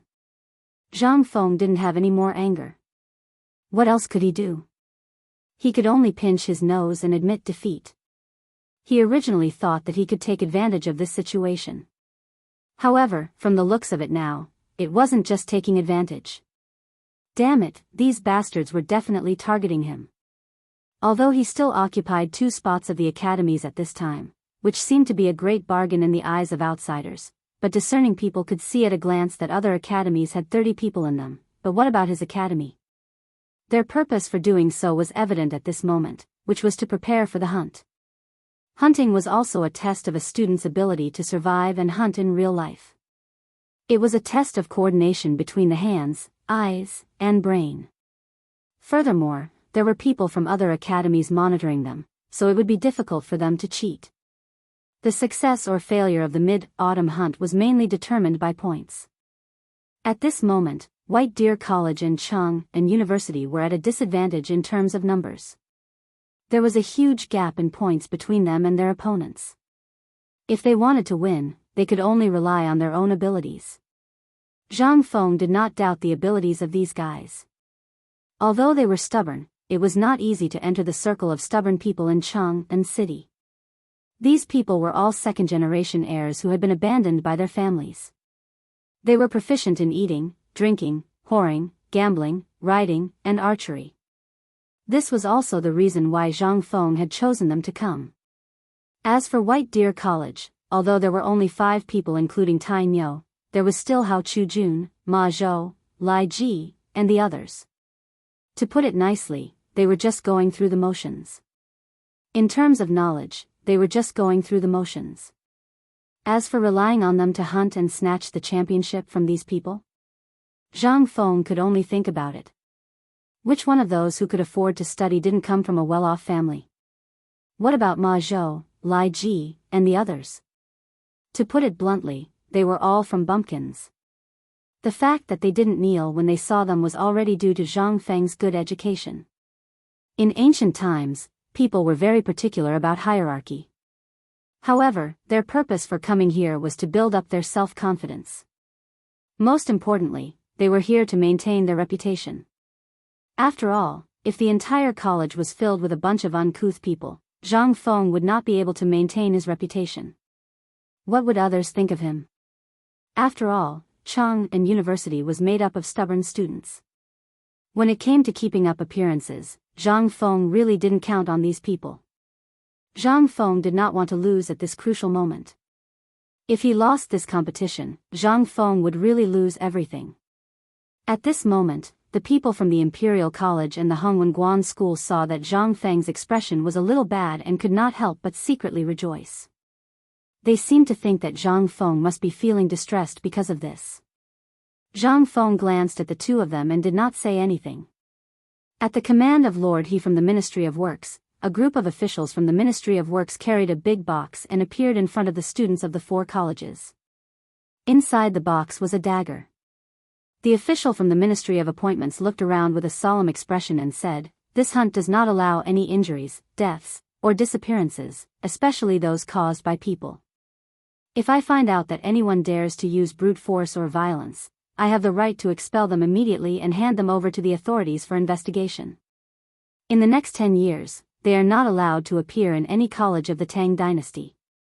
Otherwise, they will bear the consequences." Chapter 986.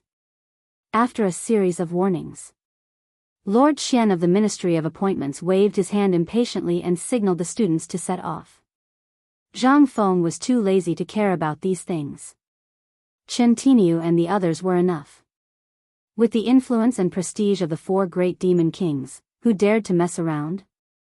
They could scare these people to death. Was there a need to do anything? Since there was nothing to do, Zhang Feng took Zhang Yuyao and Jingshu to stroll around Erpi Ridge. These 3 days, he was bored to death. Humans were also strange creatures. When they were busy, they wanted to be free, but once they were free, they would feel anxious. Although these 3 days were spent listening to Jingshu's songs all day and the days were very comfortable, Zhang Feng was always a little unhappy. Moreover, Zhang Feng had long wanted to go to Erpi Ditch to see what was going on with the coal mine and whether there was any progress. However, it did not seem to be the right time now. He simply took the 2 girls down the hill along the stream. While enjoying the beautiful scenery, he recited poems and couplets, which made the 2 girls laugh from time to time. "Fengzi, Fengzi, here, come quickly, I'm old Niu." Just as Zhang Feng took out a silk thread from his silk clothes and was about to weave a set of fishing gear, listen to music, and fish to live the life of an immortal, Niu Jinda sneaked out from the bushes not far ahead, and on his head was a straw hat made of leaves. At this time, he stuck his head out and greeted Zhang Feng. If Zhang Feng did not look carefully, he would not have recognized that this was Niu Jinda.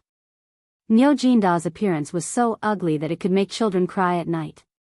At this time, Jing Shu and the other girl were so scared that their faces turned pale and their beautiful faces turned pale. After Zhang Feng confirmed that this person was Niu Jinda, he kept the Mitsubishi army knife in his arms and comforted the 2 girls. He stared at Niu Jinda and said, "Old Niu, it's broad daylight. Can you not scare people by pretending to be a ghost?" Zhang Feng's face darkened. He finally managed to get Zhang Yuyao to stop crying. He glared at Niu Jinda and said, "I've been here for 3 days. Why haven't I heard from you? Are you here to scare me? You're asking for a beating." Niu Jinda chuckled and emerged from the grass. He looked around and patted the dirt off his body. "I wanted to come out earlier, but isn't this to avoid arousing suspicion? If someone else finds out about this, it will be difficult for you to deal with this matter. Furthermore, the noses of the Ministry of Works and the Ministry of Personnel are all dogs. If they catch wind of this matter, do you think we will have anything left to drink?" Hearing this, Zhang Feng nodded. Niu Jinda was right. If these 2 bastards knew about the existence of the coal mine, they would not be able to get anything. Zhang Feng could not help but ask anxiously, "Did you find that thing?" "I found it. Let's find a quieter place and eat while we talk." Zhang Feng's head was full of question marks. "What the f***ck are you talking about while eating? So, you've already prepared this beforehand, haven't you?" With doubts, Zhang Feng held the 2 girls and followed Niu Jinda through the forest. After a while, they entered an open area. In the open area, there were 3 people who looked like servants. They were roasting a whole lamb over a charcoal fire. The whole lamb had been roasted like a pig. It was golden yellow and was still sizzling with oil. Zhang Feng's eyes widened at the sight. That's it? This was a beach protruding from the river. A thatched hut had been built in a hidden place in the beach. Zhang Feng could vaguely see some bedding and other things inside. It seemed that this was a sentry post of old Niu's men. Outside the sentry post, Zhang Feng could vaguely see 7 or 8 people holding sharp mo swords. They were on the trees or lying on the ground, staring at the surroundings like dead dogs. Niu Jinda pointed here as if showing off and said, "How is it? Ordinary people can't find this place, right? Come, come, come. I know you've suffered in the past 3 days. This is a wild goat caught in Erpi Ridge today. It's fat." As he spoke, Niu Jinda led the 3 of them to the roasted whole lamb that was being roasted. At this moment, the smell of the lamb mixed with cumin and pepper made Zhang Feng salivate. The premise was that old Niu had to take a bath first. Before they even entered, someone had already prepared a hastily made bamboo stool and a bamboo table by the side. After settling the 2 girls down, Zhang Feng looked at the roasted whole lamb. On the side of the roasted whole lamb, there were 3 roasted fishes that were being casually flipped. Zhang Feng was speechless. Zhang Feng was about to vomit after eating so much lamb. However, when he saw the fishes, his eyes started to shine. He pulled the 2 girls and went forward without saying anything. He searched for wild onions and fresh ginger by the river. After a while, Zhang Feng picked up a broken pottery jar that was still intact from the river and poured some chopped onions into it. He poured some ginger juice into a bowl and drizzled it on the roasted fish. In an instant, the smell of the roasted fish exploded. After that, Zhang Feng rummaged in his arms for a while and took out bottles and jars. He smeared them on the fish for a while. Then, he chased away the 3 people who were roasting the whole lamb and sighed. "This lamb is a proper lamb. However, after being messed with by you guys, it's completely ruined. Our lives are tough. For the sake of my stomach, let me do it." Niu Jinda had been looking forward to it for a long time. He was waiting for Zhang Feng to say that. When Zhang Feng said that, Niu Jinda grinned and handed the dagger in his hand to Zhang Feng. "Here's the dagger. You do it." Chapter 987. Zhang Feng didn't bother to pay attention to Niu Jinda. After all, this rare picnic made Zhang Feng miss his college life. Niu Jinda looked at the mutton while thinking. Niu Jinda's eyes were fixed. He kicked all the guards out to look for the wild onions and wild ginger that Zhang Feng had just found. Someone even sneaked into the mid-autumn hunt camp and stole a big pot. He twisted all these things into ginger juice and handed it to Zhang Feng. When half a pot of ginger juice was poured down, there was a burst of sizzling sound on the charcoal fire. The rank odor of the roasted whole lamb was covered by the thick ginger juice. In an instant, the tempting fragrance of the mutton overflowed again. Niu Jinda swallowed his saliva. Zhang Feng could only roll his eyes. In the end, even Zhang Yuyao and Jingshu stared at the golden roasted fish and roasted whole lamb and drooled. Zhang Feng had no choice but to put down the whole roasted lamb in his hand. He twisted a handful of onions and put them on the roasted fish. He roasted them on the fire and handed them to the 3 of them. However, there were only 3 fish. At this time, Niu Jinda looked at the roasted fish in the hands of Jingshu, Zhang Yuyao and Zhang Feng with a stuttering face. Zhang Yuyao was shy and handed the roasted fish in her hand to Niu Jinda with a red face. This Niu Jinda was simply transformed from an animal. After catching the fish, under the dumbfounded gazes of Zhang Feng and the others, he swallowed the fish in big mouthfuls. Zhang Feng was horrified to find that this guy didn't even chew. He just swallowed it directly. Seeing this, Zhang Feng felt a toothache. He was afraid that this old guy would be choked by the fish bones and couldn't breathe. But fortunately, Zhang Feng really underestimated Niu Jinda's appetite. After swallowing the roasted fish that was more than a caddy in his hand, Niu Jinda looked at the bottles and jars that Zhang Feng put on the ground. While Zhang Feng was eating the roasted fish, he poured the rest of the condiments onto the mutton, imitating Zhang Feng's actions. However, after doing so, Zhang Feng's bottles and jars were completely empty. A spicy smell and a strong smell of cumin filled the air, causing Zhang Feng to seriously doubt whether the whole roasted mutton that had turned from golden to black was poisonous or not. However, when Zhang Feng saw that Niu Jinda was actually sucking his fingers, and then secretly cutting his flesh with a blade to eat, Zhang Feng was so disgusted that he almost threw up last night's meal. Looking at the ground, what frightened Zhang Feng the most was that there was at least a caddy of salt in the gourd-shaped bottle that was as big as a fist, but this guy actually poured all of it. This old guy actually poured all of it on the roasted whole lamb. Wouldn't that kill people? After Zhang Feng and the other two pointed to their stomachs and said that they couldn't eat anymore, Niu Jinda happily held the roasted whole lamb and tore off a hind leg, chewing it in big mouthfuls. Seeing this, Zhang Yuyao's face turned pale. It wasn't until he finished eating the leg that Niu Jinda wiped his greasy mouth and said, "Boy, we really got lucky this time." Even though Zhang Feng was prepared, when he heard Niu Jinda's words at this time, he was really confused and asked, "What? What? You asked me what?" The Erpi ditch you mentioned is simply a great gift from the heavens to the Tang dynasty. When we first came here, we really didn't know where to find this thing, but fortunately, there was a burst of autumn rain before. After a long drought and a good rain, there was actually a landslide in this mountain. Guess what? As her body slid down, a black mass was instantly revealed. "That's coal," Niu Jinda said with exultation, and the beard on his mouth was dancing. "In the end, I sent someone to investigate the situation, and guess what? Good heavens, the whole mountain was filled with King coal. Brother, if we didn't get lucky, what is this?" Zhang Feng was also a little shocked, although he faintly felt that there was indeed coal reserves in Lantian. Moreover, it had already been mined since the Song dynasty. There was no way to trace back the specific time of mining. However, from the conversation between the few of them, he could be sure of one thing, and that was, in the beginning of the Tang dynasty, this era had not yet discovered a place to live, so it was really unclear whether there was coal in this mountain or not.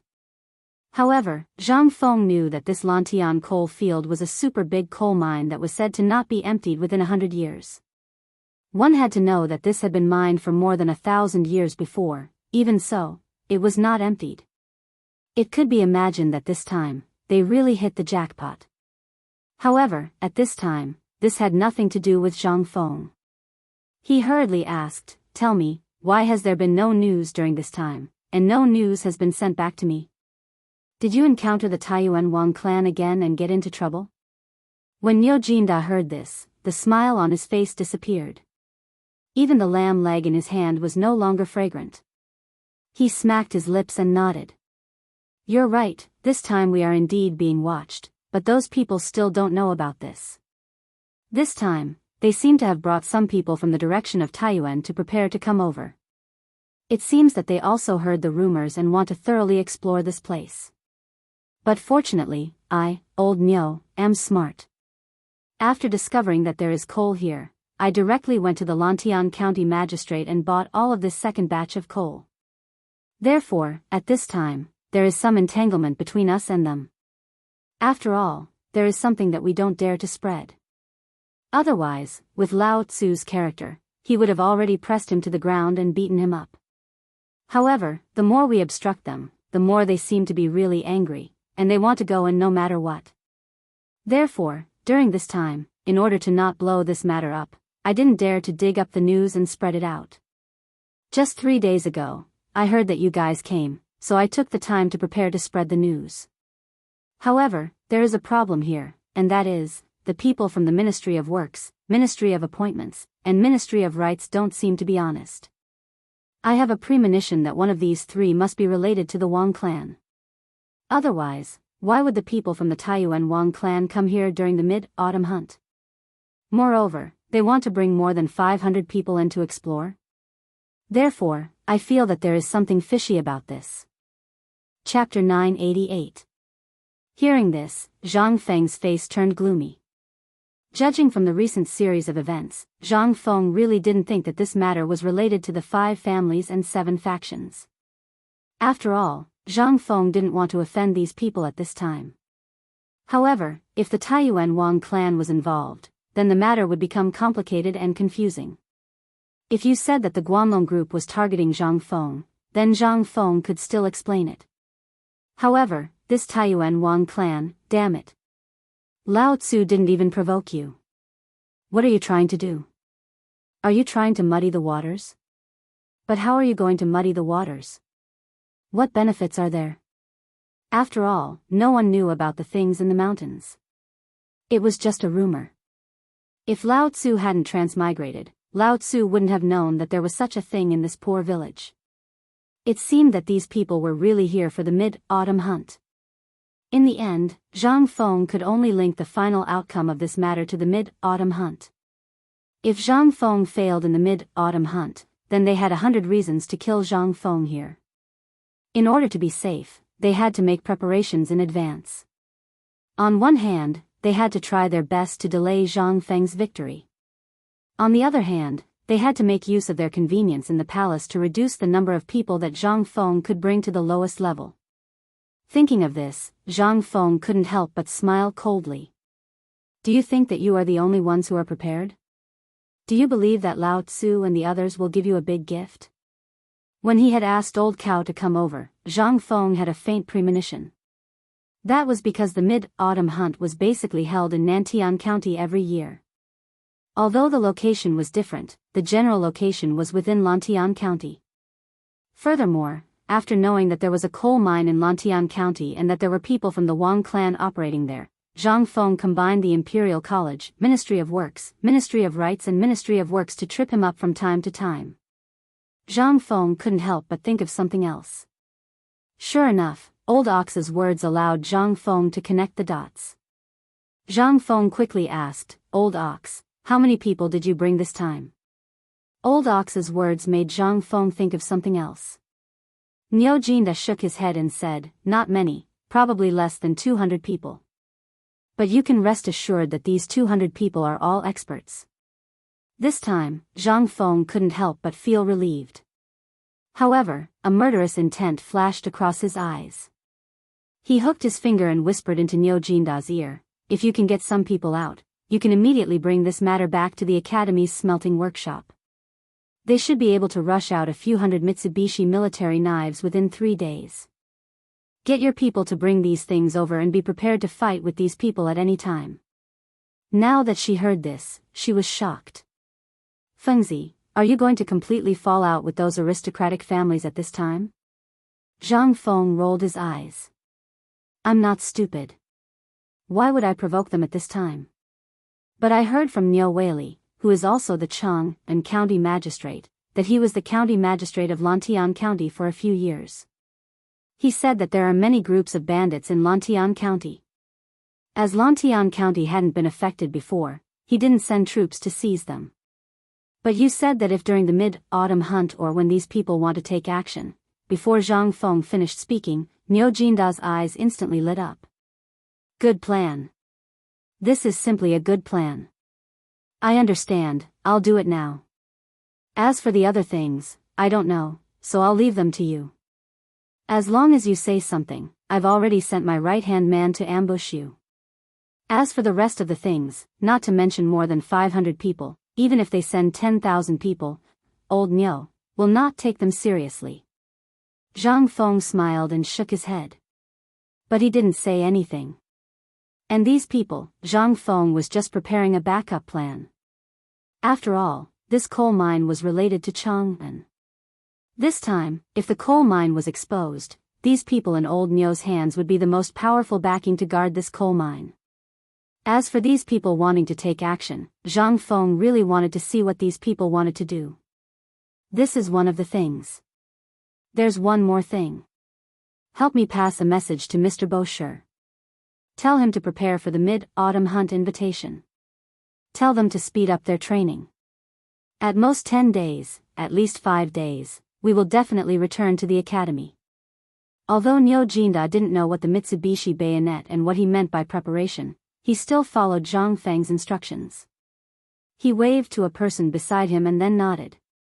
In an instant, that person slowly dived into the river and quietly disappeared in front of everyone, leaving no trace. At this time, Niu Jinda asked, Fengzi, let me ask you something. You have to tell me honestly. What's the relationship between us? If you have something to say, just say it. Zhang Feng gritted his teeth with the thin bamboo stick while looking at Niu Jinda. But at this time, Niu Jinda was looking at Jingshu and Zhang Yuyao. His meaning couldn't be more obvious. Zhang Feng smiled faintly and said, just say it. We're a family. There's nothing to hide. Although Zhang Feng's words were very normal and natural, listening to the two girls' ears, there was another layer of meaning. Niu Jinda couldn't help but stare at the two girls with his eyes wide open. The way he stared at the two girls changed. It seemed that he wanted to see something different from the two girls. Could it be that this guy suddenly changed his personality and took these two girls? Chapter 989. At this time, Zhang Yuyao and Jingshu's faces were red from embarrassment. Jingshu was wearing a veil, so nothing could be seen. However, from the way she gripped Zhang Feng's hand, it could be seen that her heart wasn't calm. As for Zhang Yuyao, who didn't know how to hide her thoughts, it was needless to say. Her beautiful eyes were twinkling like little stars. Niu Jinda looked at Zhang Feng with a smile that wasn't a smile. He coughed and asked, what exactly is this Mitsubishi bayonet you were talking about? How come I've never heard of it before? Can you tell me in detail what this thing is used for? Don't tell me this thing is the invincible spear you were talking about. Hearing this, Zhang Feng instantly felt a headache. How should he describe this thing? It would be endless to talk about it, but since he had nothing to do now, Zhang Feng could only tell Niu Jinda the whole story of the Mitsubishi bayonet. After touching his chest, Zhang Feng finally took out the thing from his chest. In Zhang Feng's chest was an exquisitely made Mitsubishi bayonet. Not only was it equipped with a handle, but Zhang Feng also used his own knowledge and ergonomics to add some other things into it. Therefore, not only could it be fitted perfectly with a firearm, it could also become a perfect weapon when held in the hand. The 3 blood-draining troughs had already been painted with bright red paint. Coupled with the crisscrossing striped grooves and the cold glinting 3-sided edge, Niu Jinda stared at the Mitsubishi bayonet and felt a chill down his spine. Although Zhang Feng didn't want the two girls to see this thing, he didn't think too much about it. However, at this time, Niu Jinda was staring at the thing in Zhang Feng's hand. Feng Zi, this is the Mitsubishi bayonet? This thing doesn't look like a sword, nor a dagger, nor a saber. Is this thing really useful? After a moment of excitement and anticipation, Niu Jinda couldn't help but feel a little discouraged. Seeing this, Zhang Feng was not angry. Instead, he looked at Niu Jinda with a mocking expression and threw the Mitsubishi knife in his hand to him. Do you see that tree? Go and try it. Niu Jinda was speechless and a little disappointed. He tossed the military knife in his hand. This thing was not as sharp as his axe. It was as light as a firewood stick in his hand. He seriously doubted the use of this thing. However, Zhang Feng had already said so, and even revealed a sly smile. Niu Jin could not help but be alarmed. Once this brat revealed such a despicable expression, something big was bound to happen. He still followed Zhang Feng's instructions. He waved the Mitsubishi knife in his hand and casually stabbed at the pine tree that was as thick as a wash basin. But this time, it didn't matter. The next moment, Niu Jinda was instantly stunned. Although it was said to be a casual stab, he still used a little bit of strength. After all, this thing had a sharp edge, so no matter what, it would still leave a mark on the tree. But what he never expected was that his ordinary stab actually caused the 5-inch-long Mitsubishi military knife to sink more than half into the tree trunk. At this moment, Niu Jinda's eyes couldn't help but fiercely shrink. Even the hair on his body stood up. He asked in astonishment, Fengzi, you, tell me honestly. This plaything, is this plaything the one you mentioned before, the one that can break through anything? Before he finished, Zhang Feng hurriedly made a shushing gesture and said with a smile, it is the thing I said. Hiss. Well, Niu Jinda heard this and couldn't help but take a deep breath. He didn't believe it and pulled the Mitsubishi knife out of the trunk. Then, he used all his strength to stab at the trunk. But the next moment, an even more terrifying scene appeared. At this time, under his full concentration, he only felt that it was as easy as piercing through the body of a lamb. This Mitsubishi knife would definitely sink into the trunk. Niu Jinda's eyelids couldn't help but twitch. He hurriedly pulled Zhang Feng to the side and pointed at the Mitsubishi knife. He asked, "Brat, tell me honestly. Tell me what this thing can do. Don't be so wishy-washy, okay? Believe it or not, Lao Tzu will beat you up if you annoy him." Zhang Feng crossed his arms in front of his chest and said with incomparable arrogance, "You want to know?" But when he saw Niu Jinda's murderous eyes, Zhang Feng shrunk his neck and said, "Actually, this thing's function is not only that. Did you see the 3 red grooves on it? In fact, that thing is used for bleeding. If it pierces an animal or a human body, then these 3 grooves and the 3 blades will continuously cause the person to bleed, making the wound unable to heal. And you see the crisscrossing holes on the Mitsubishi knife. These will completely destroy the muscle tissue of the injured area. Therefore, under normal circumstances, this thing must not be left outside.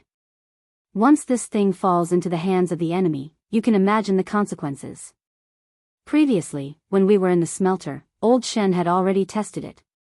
He got a set of Mingguang armor from who knows where, that set of Mingguang armor that was worn by generals in the army. Guess what the result was? With my strength, I can easily pierce through the hardest part of the breastplate. If I stab him 3 times in one breath, do you think? Zhang Feng did not finish his words, but the rest of the words did not need to be said. Niu Jinda held the Mitsubishi knife tightly in his hand, but Niu Jinda mercilessly snatched it from his hand. You want it? Who the hell doesn't want it? Niu Jinda asked back. Zhang Feng did not hesitate to put the thing into his arms. He held his head indifferently and turned around to lead the 2 women slowly out of the forest. He said, "If you want it, send your confidant to quickly get this thing. If you are late, I can't guarantee that Lao Li or Old Shen will send the first batch to Chiotzi." Hearing this, how could Niu Jinda sit still? He hurriedly picked up a handful of stones from the ground and threw them in different directions. He shouted in a low voice, "What are you bastards waiting for? Hurry up and get this thing for Lao Tzu. If you are late, when you come back, Lao Tzu's legs will be removed." Chapter 990. Beside the waterfall of White Deer College, Yu Shernan and the other 3 sat around a stone table under a jujube tree. The poker cards on the stone table were still blown all over the place by the wind, but these did not attract their attention. Even the jujubes on the jujube tree, which were their favorite, could not make them happy. It seemed that ever since Zhang Feng left, the few of them had started to feel unhappy. It was as if they had something on their minds. At this moment, Sun Simiao, who had also hurried down the mountain with a basket of herbs on his back, saw the appearance of the few people, and a hint of disappointment flashed in his eyes. He threw the empty basket of herbs on his back to the ground and sat down beside the few people, sighing. When this kid was here, he was quite annoying, but I didn't expect that after he left, I really couldn't bear to part with him. I wonder how he is doing in Lantian. Yu Shernan smiled bitterly and passed the teapot beside him to Sun Simiao. I heard that during this mid-autumn hunt, the Hongwen Guan and the Imperial College colluded to go against our White Deer College. Sigh. Ouyang Sun slammed the stone table. If I knew, we would have gone with them. If we went, old man would like to see what kind of tricks those guys can pull. At this moment, Shiva's unique voice sounded from afar. Hearing this, everyone hurriedly looked in the direction Shiva came from. After a while, Shiva hurriedly appeared beside them. Without waiting for him to catch his breath, Ouyang Sun hurriedly asked, "Did Feng Zi send a message?" Shiva first shook his head, then nodded. "It's a message from Erpi Ling, but it's not from Master. It's from Master Niu."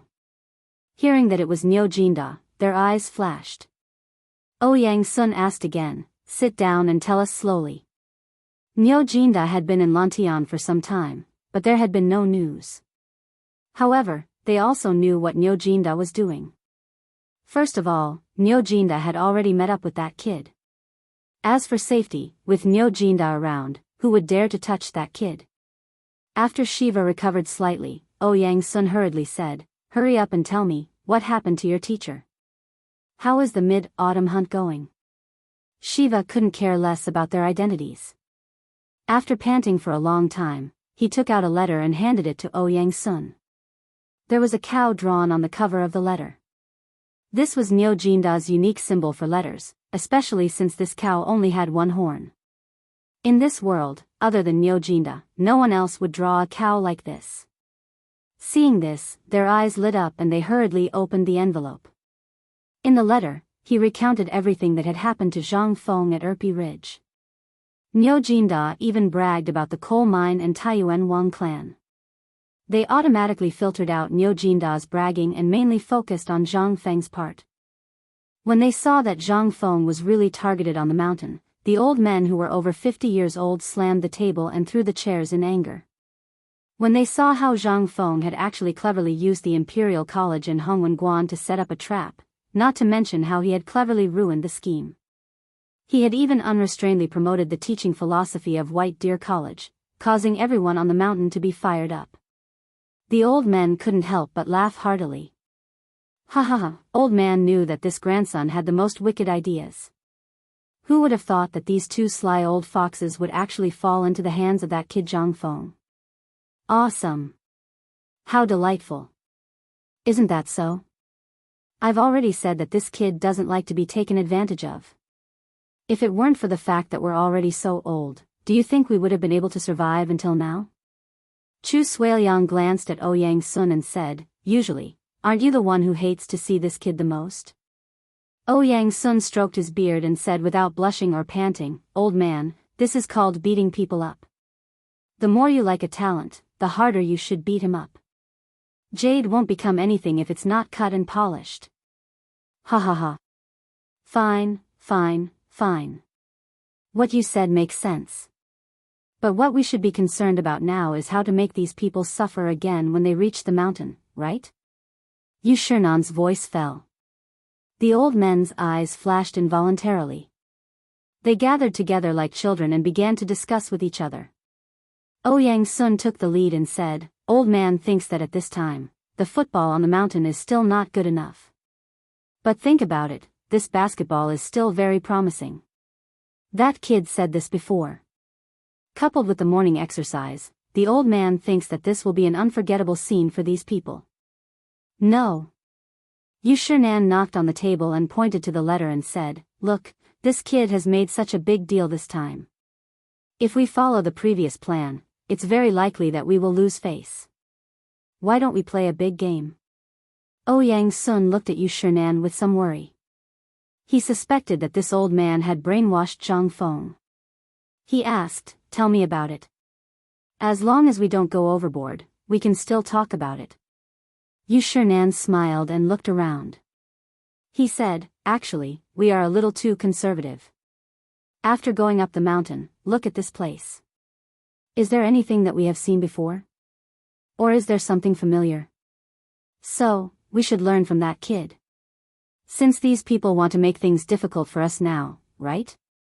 Then why don't we be more high profile? Chapter 991. After all, Niu Jinda's men were not qualified to enter the Imperial Palace. Compared to entering Shao Mountain, it was much easier. At this time, Niu Jinda's men finally waited for Zhang Sun Wuji at the entrance of the Imperial Palace with great difficulty. At this time, it was already 4:45 in the afternoon. Zhang Sun Wuji naturally knew Niu Jinda's men. As soon as they met, Zhang Sun Wuji waved his hand and turned back, leading the man into the Imperial Palace in a hurry. As soon as they entered the Imperial Palace, Zhang Sun Wuji took the opportunity to ask while waiting on the Vermilion Bird Bridge, are you here with news of the mid-autumn hunt? When the guard heard this, he hurriedly said, replying to Minister Zhao, this time I'm here with two pieces of news. One is about the Wang clan and the coal mine. The other is about the mid-autumn hunt. Hearing this, Zhang Sun Wuji could also understand the importance of this and did not say anything more. He knew that this was not a good place to talk.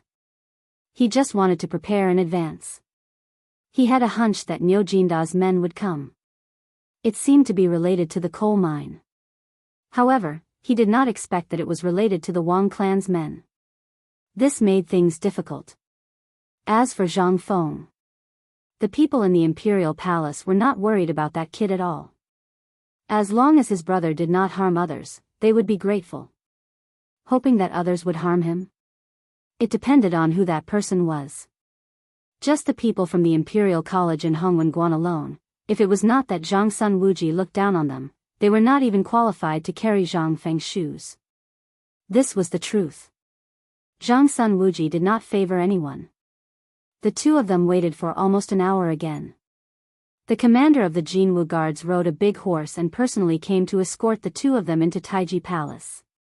In the imperial study, Li Shimin and Li Yuan also seemed to be discussing something.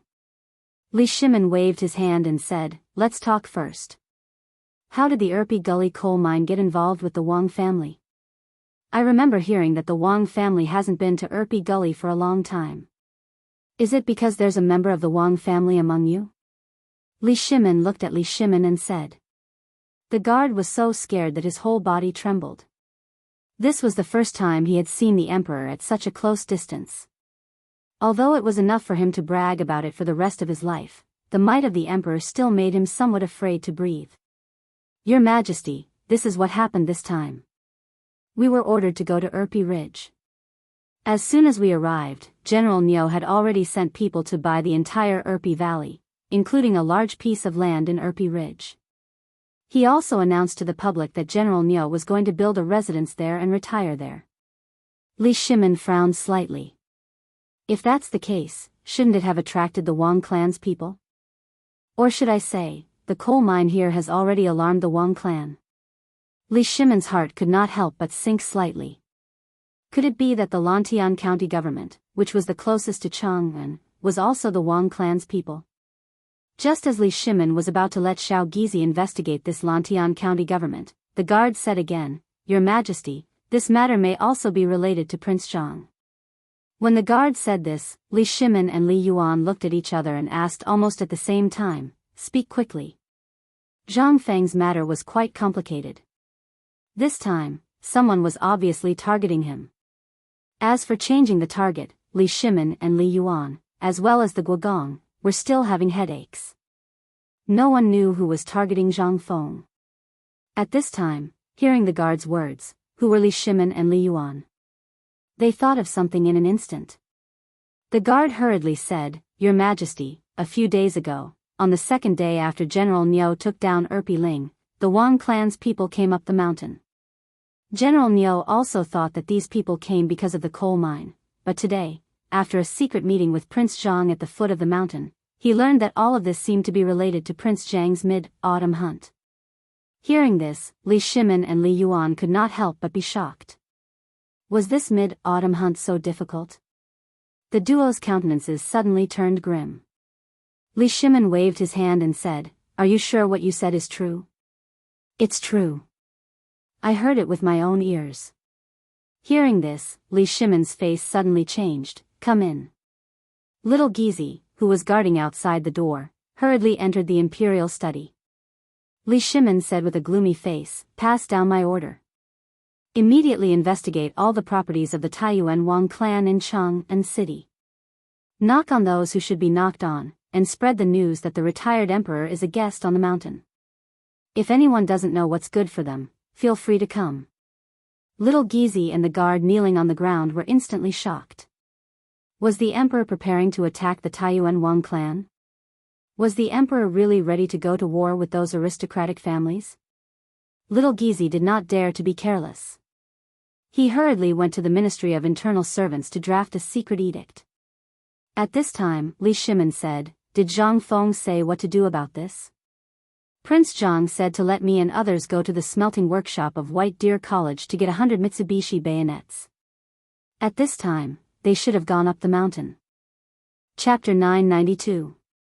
After sending the person away, Li Shimin paced back and forth in the imperial study for a long time before saying, "Father, what do you think Fengzi means by doing this?" Li Yuan smiled as he smoked his cigarette. He said faintly, "You've been with that kid for such a long time. Can't you see that this kid is someone who can be persuaded by reason but not cowed by force? This time, he might really be angry. These people have touched his bottom line. If it were you and me, what do you think would happen? Li Yuan said so. Li Shimin was silent. In his eyes, Zhang Feng had always been a lazy and carefree person who had nothing to do. He had always been careless about many things. This was also one of the reasons why Zhang Feng could attract people. However, this kid was extremely sinister. Once someone offended him, or someone he didn't like, they would be in big trouble. Just like what was written in a handwritten letter from Niu Jinda on Li Shimin's desk. This kid turned the mid-autumn hunt into his storytelling in a tea house. Not only did he not let these two people laugh at him, but he also made White Deer College famous. What was this? This was simply a godlike operation. Everyone has been misled by this kid's appearance. Although this kid is not a good person, he is not a bad person either. He just wants to live the life he wants to live. However, these people are always thinking of ways to annoy him and mess with him. You think, even a rabbit will bite when it's anxious. What do you think this kid will do when he's anxious? This, Li Shimin couldn't help but be at a loss for words. From the current situation, this kid was really angry. From the fairy cream incident to using the mid-autumn hunt and the environment of Erpy Ridge, he wanted to kill Zhang Feng there. These people's intentions were simply terrible. Li Shimin gave several orders in succession. All the orders were directed at the three core departments of the Ministry of Works, the Ministry of Rights, and the Imperial College and Hongwen. Li Shimin had long wanted to move these departments. However, he had never had the opportunity, time, and capital to contend with these aristocratic families. But now, due to the emergence of the cooperative and the opening of the waterway trade, as well as the Mitsubishi bayonet and the gun that Zhang Feng made at this time, Li Shimin wanted to completely concentrate all the power in his hands, as Zhang Feng said. And now, Zhang Feng was preparing to do this at this time, which also gave Li Shimin an opportunity. Erlang, you have to think clearly. Once you fight with the 5 surnames and 7 Wang and the Guanlong aristocratic family, it will inevitably cause the people in Shandong will react. Are you sure you can deal with it? With the current situation in the Tang dynasty? This, Li Shimin couldn't help but hesitate. Li Yuan was right. These aristocratic families were basically of the same breadth and branch. If there was only one person in the East, it could almost be said to be fighting against these aristocratic families at the same time. If these aristocratic families took any action, it would be a big earthquake for the Tang dynasty. In addition, the Tang dynasty's periphery was unstable at this time. If such a thing happened at this time, what would happen? Li Shimin couldn't help but be silent. At this time, seeing Li Shimin like this, Li Yuan sighed and said, "In fact, all this is not your fault. This is the cancer deposited by the previous dynasty. I think if you want to do it, you should start with the imperial court. After all, the Ministry of Works, the Ministry of Rights, and the Ministry of Works are the important core of the Tang dynasty. These people hid a little deeply before, so we couldn't do anything. But now that these people have jumped out, we have a reason to get rid of these arrogant guys." In fact, Li Yuan was very clear about the reason why the Sui dynasty fell and why the Tang dynasty could rise so quickly.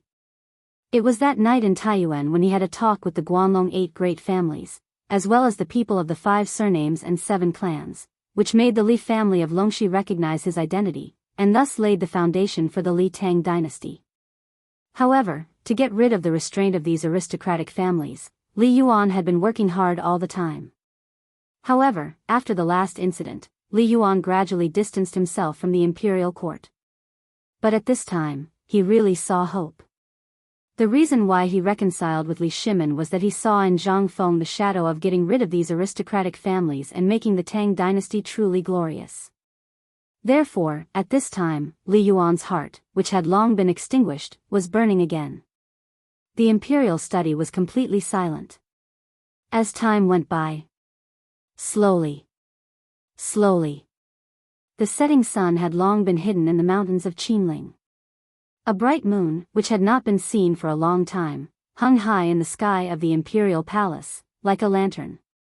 Under the cover of the night, the lights in the imperial study flickered as people discussed something in low voices. Outside the imperial study, although it was already night, the night sky was like a monster with its bloody mouth wide open, looking down at the busy figures on the ground with a ferocious expression. Chapter 993. The next morning. In the sky, it started to drizzle again. The temperature in the air suddenly dropped. At this time, it seemed to be telling everyone that the majesty of autumn was inviolable. The grassland on Pyrolite Mountain was wet. Before dawn, a group of students and craftsmen in the mountain were running around Pyrolite Mountain while chanting songs that could shake the entire heaven realm. On Shao Mountain, there was also a group of students wearing undershirts. They were sweating on the basketball court that was built on the thatched beach between the teaching building and the dormitory building. At this time, there was no longer the appearance of the thatched beach. Instead, there were more than 10 or 20 basketball courts of various sizes. At this time, on the basketball court, Yu Shinan and others were taking the lead and hitting the basketball on the court. Their movements were simply unsightly. The students who were watching by the side burst into exclamations from time to time. At this moment, Sun Simiao grabbed Chu Suiliang's beard and snatched the basketball from his hand. Then, he smugly ran straight into a student. That student had long been scared speechless by their godly actions. Seeing Sun Simiao coming, how could he dare to block it? He hurriedly stepped aside and made a gesture of invitation. At this time, fortunately, Zhang Feng was not here. Otherwise, he would be so angry that he would vomit blood. A ball hit the backboard. The force that the hardest sandalwood could counterbalance still made the backboard burst into painful groans. "How is it, Brother Bashi? I told you to practice the 5 animal frolics technique with old man, but you didn't want to. Now you know that your physical strength can't keep up, right?" Sun Simiao wiped the sweat on his face and sat on the side of the basketball court, panting, drinking hot tea. The remaining 4 old men played again. They seemed to feel that playing with this group of students was not fun, so they resentfully gave up the basketball court. Sitting on the side of the basketball court, Chu Suiliang shook his head and smiled bitterly. "I have to admit that I'm old. It hasn't been a quarter of an hour, and I'm so tired that I can't stand straight. Tomorrow, you have to prescribe me a good tonic to nourish my body." Sun Simiao glanced at Chu Suiliang's terrifying belly and his eyelids twitched. "Old man, I feel that Feng Zi's method is really suitable for you." "How so?" Chu Suiliang asked while panting. "Don't tell me that what this kid said about prolonging one's life is true. This thing can fool others, but we are not old fools." Sun Simiao was stunned. But it all seemed to be true. That thing was really something. However, Sun Simiao still shook his head and said, "You're wrong. This thing is indeed good for your health, especially for someone like you. You're so fat and you don't have much exercise. If you can really exercise according to this method, although it can't prolong your life, it can at least let you live for a few more years. Moreover, it can also relieve your asthma and even cure it. Do you believe me?" This time, not only Chu Suiliang, but also Yu Shinan, Ouyang Sun, and the other 2 were completely shocked. Their eyes were wide open.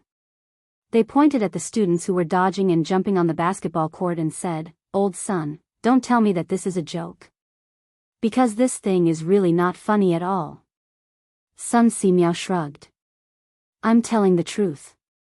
Old man really underestimated this thing before.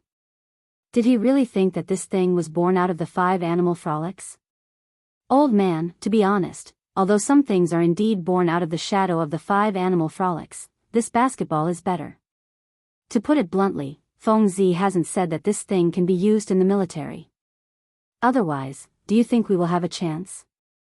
Yu Shinan said with a little lack of confidence. "It seems that Feng Zi once said that this thing can be used in military training." This time, the 4 of them instantly fell silent. However, the passion in their eyes didn't diminish in the slightest.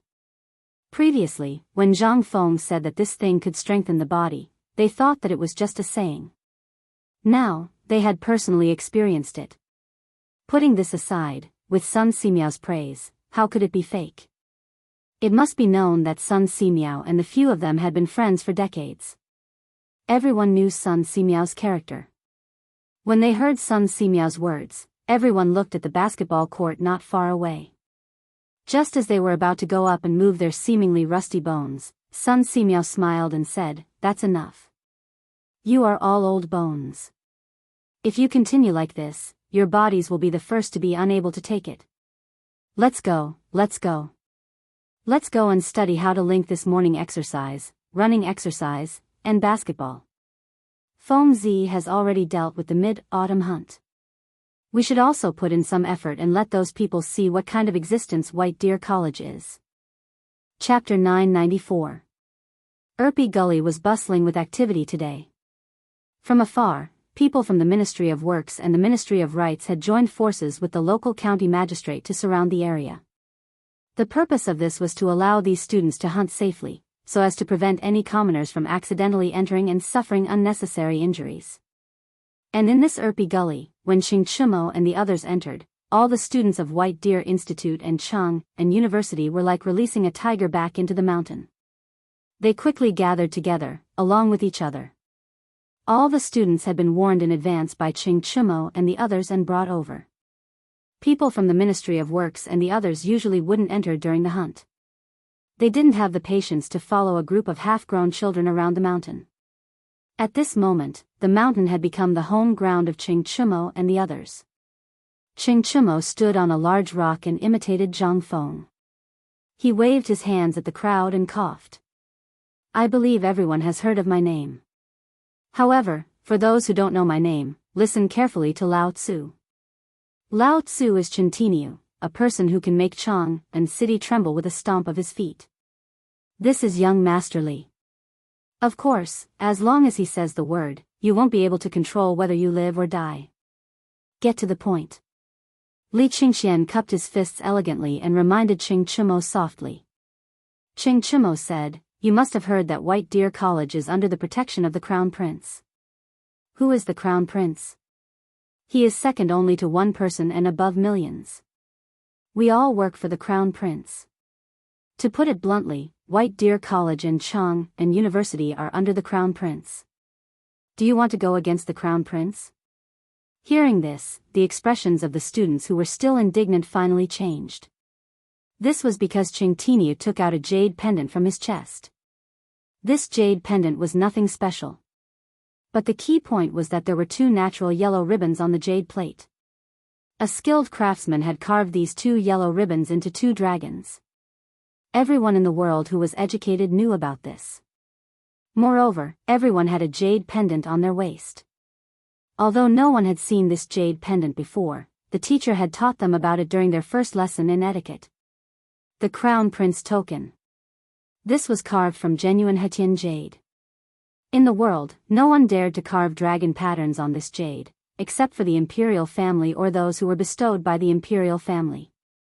Anyone who touched it would die. At this moment, Qing Chimo saw that everyone was stunned by the Crown Prince's jade pendant. He then proudly waved the jade pendant in his hand and said, "Now, listen carefully to every word that Lao Tzu said.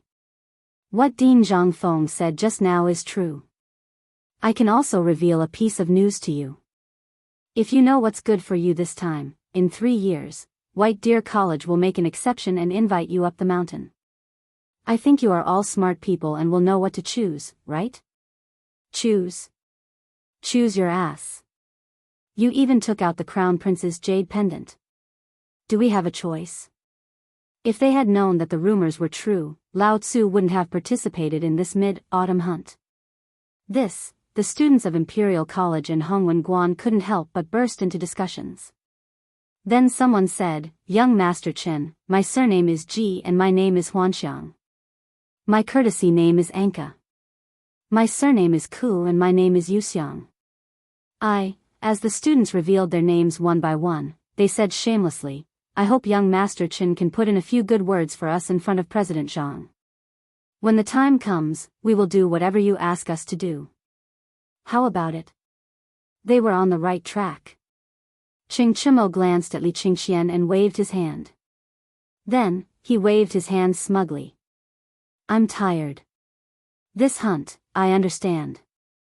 How can we let young Master Chen and young Master Li do such a vulgar thing? Let's go hunting now, let's go." Qing Chimo sighed and said, but Lao Tzu is afraid that someone will complain. What should we do? Our dean doesn't know anything about this. When everyone heard this, the young man surnamed Ku's face immediately turned serious. He waved the dagger in his hand and said, everyone should know about Dean Zhang Feng's capabilities. I'm sure you have yearned for young Master Zhang Feng's toast to the gods for a long time, right? That's why we are taking action. Those who go, stand here. Those who don't, you know the consequences. His words were full of threats. This made the young man from the Imperial College in Hongwenguan a little scared. But in the face of power, everyone could only submit. Then, the group of people rushed into the forest as if they had gone mad, looking for prey. When everyone was far away, Qing Chimo sat on the ground and smiled at Li Qingxian. How was it? Isn't this settled? I told you that this group of people was born in the year of the mule. We had to teach them a lesson. Li Qingxian looked at Qing Chimo and said worriedly, I don't know if what you did was right. I hope Feng Zi doesn't know about this. Ma Zhou, Hao Chu-jun, Lai Ji, and the others were like fossils in the wind. They were in a state of confusion from the beginning until now. Who am I? Where am I? What the hell am I doing? What did I just see? Chapter 995. Li Qingxian was always very vigilant towards everything. Especially when it came to deciding to do everything. From a certain perspective, he seemed to be very impressive on the surface, but Qing Chimo and the others also knew that there was a deep sense of inferiority in Li Qingxian's bones. After all, his father was the current emperor, Li Shimin. And those brothers of his were all very intelligent, especially the fourth prince Li Tai. He was deeply loved by Li Shimin, Empress Zhangsun, and even Li Yuan. It could be said that he was extremely favored. Although this guy always refused to admit his flaws, as childhood playmates, Qing Chimo, Du Go, and the others still knew Li Qingxian very well. Li Qingxian liked to haggle over right and wrong, gains and losses. For example, right now. Once the Crown Prince's decree was issued, what if those aristocratic families passed this matter to the Chancellor of the Imperial College, or the Ministry of Works and Ministry of Rights, what would happen? And if Feng Zi knew about it, what would he do? He would always weigh the best solution in the midst of his worries. At this time, Du Go, Wei Shuyu, and the others looked at the dazed Li Qingxian and couldn't help but shake their heads slightly. Although they could usually fool around without a care in the world, they knew that Li Qingxian's worries were too heavy. This was also why the emperor wanted Li Qingxian to come and learn from Zhang Feng. Also, how could the emperor not know about Li Qingxian's frequent visits to Yan Lai Lu? The crown prince was one of the 4 great demon kings, how could the emperor not know? These matters, as long as one was familiar with them, they would be able to understand the reasoning behind it. It was just that the current Li Qingxian still couldn't let it go. The others also didn't want to point it out. After all, the matter was very simple. It was just that Li Qingxian couldn't accept it, so what could they do? They were very envious of Li Qingxian. Because Zhang Feng and the others basically all learned one thing each, but they put in a lot of effort on this kid. Whatever they learned, they would pass on to him. But what about Li Qingxian?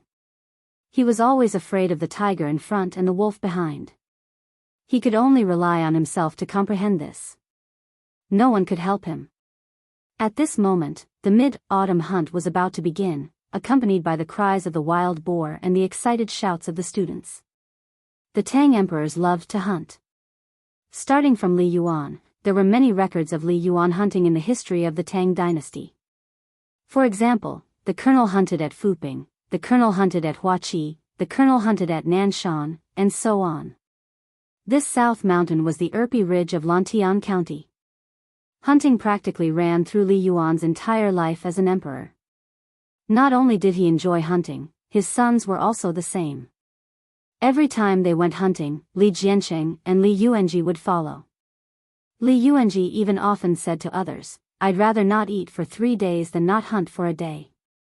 Therefore, after the incident at the Xuanwu Gate, Li Jiansheng and Li Yuanji's hobby of hunting became strong evidence of their absurdity. However, criticism was one thing. After Li Shimin ascended the throne, there would still be time for hunting. Moreover, Li Shimin felt that this small-scale hunting was not enough, so the scale began to become bigger and bigger. Hunting was even included in the assessment of the academy every year. It was said that only hunters could show their intelligence and wisdom. With the excited shouts, Qing Chimo and others looked at Li Qingxian. Finally, they gritted their teeth, picked up their weapons, and joined the hunting team. Seeing this, after a slight hesitation, Li Qingxian also stood up, adjusted his state of mind, raised his arms and shouted, "Wait for me." After Li Qingxian approached, Qing Chimo said half-jokingly, "What, have you thought it through?" Li Qingxian blushed and glared at Qing Chimo. "Fengzi is right. We have to rely on ourselves for everything. Let's go. I don't believe that with our ability, we can't beat them." Hearing this, only then did Qing Chimo and the others burst into laughter. They knew that the knot in Li Qingxian's heart had not been untied. This was a long road. However, if he could understand this point, it proved that he had not stayed in Shao Mountain for so long in vain. Ma Zhou and others still followed behind them with a confused look. They did not know whether it was because the topic was too high-end or because the name of the 4 demon kings had shocked them. However, at this time, these stubborn people of Chang and all gathered together, which was a rare grand occasion.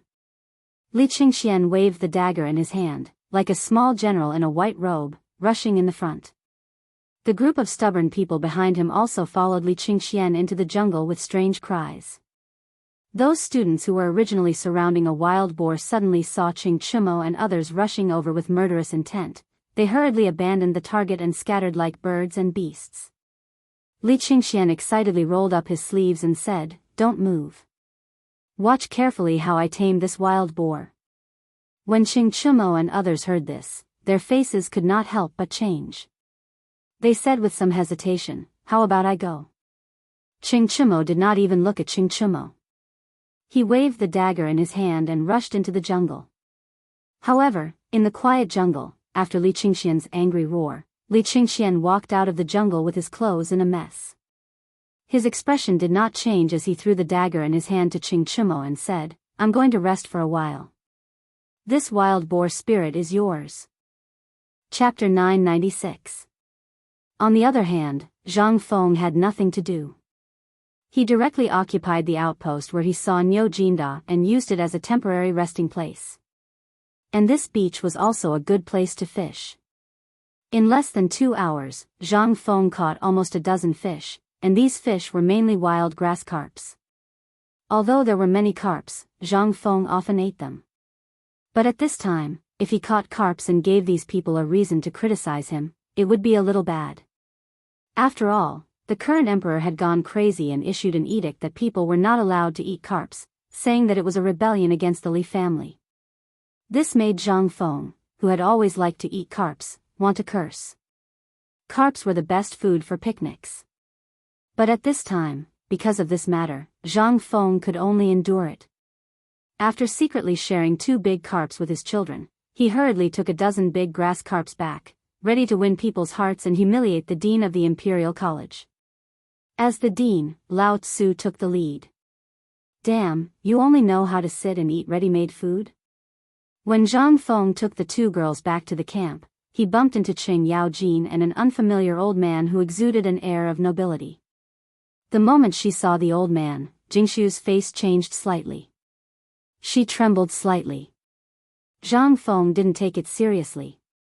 The old man was wearing a yellow robe with a dragon embroidered on it. His hair and beard were slightly gray, but the mustache around his lips was well trimmed. Zhang Feng almost wanted to touch the mustache to see if it was fake. Qing Yaojin saw Zhang Feng and immediately laughed. "Ha ha ha, come, brother Xiao Gong, let me introduce you.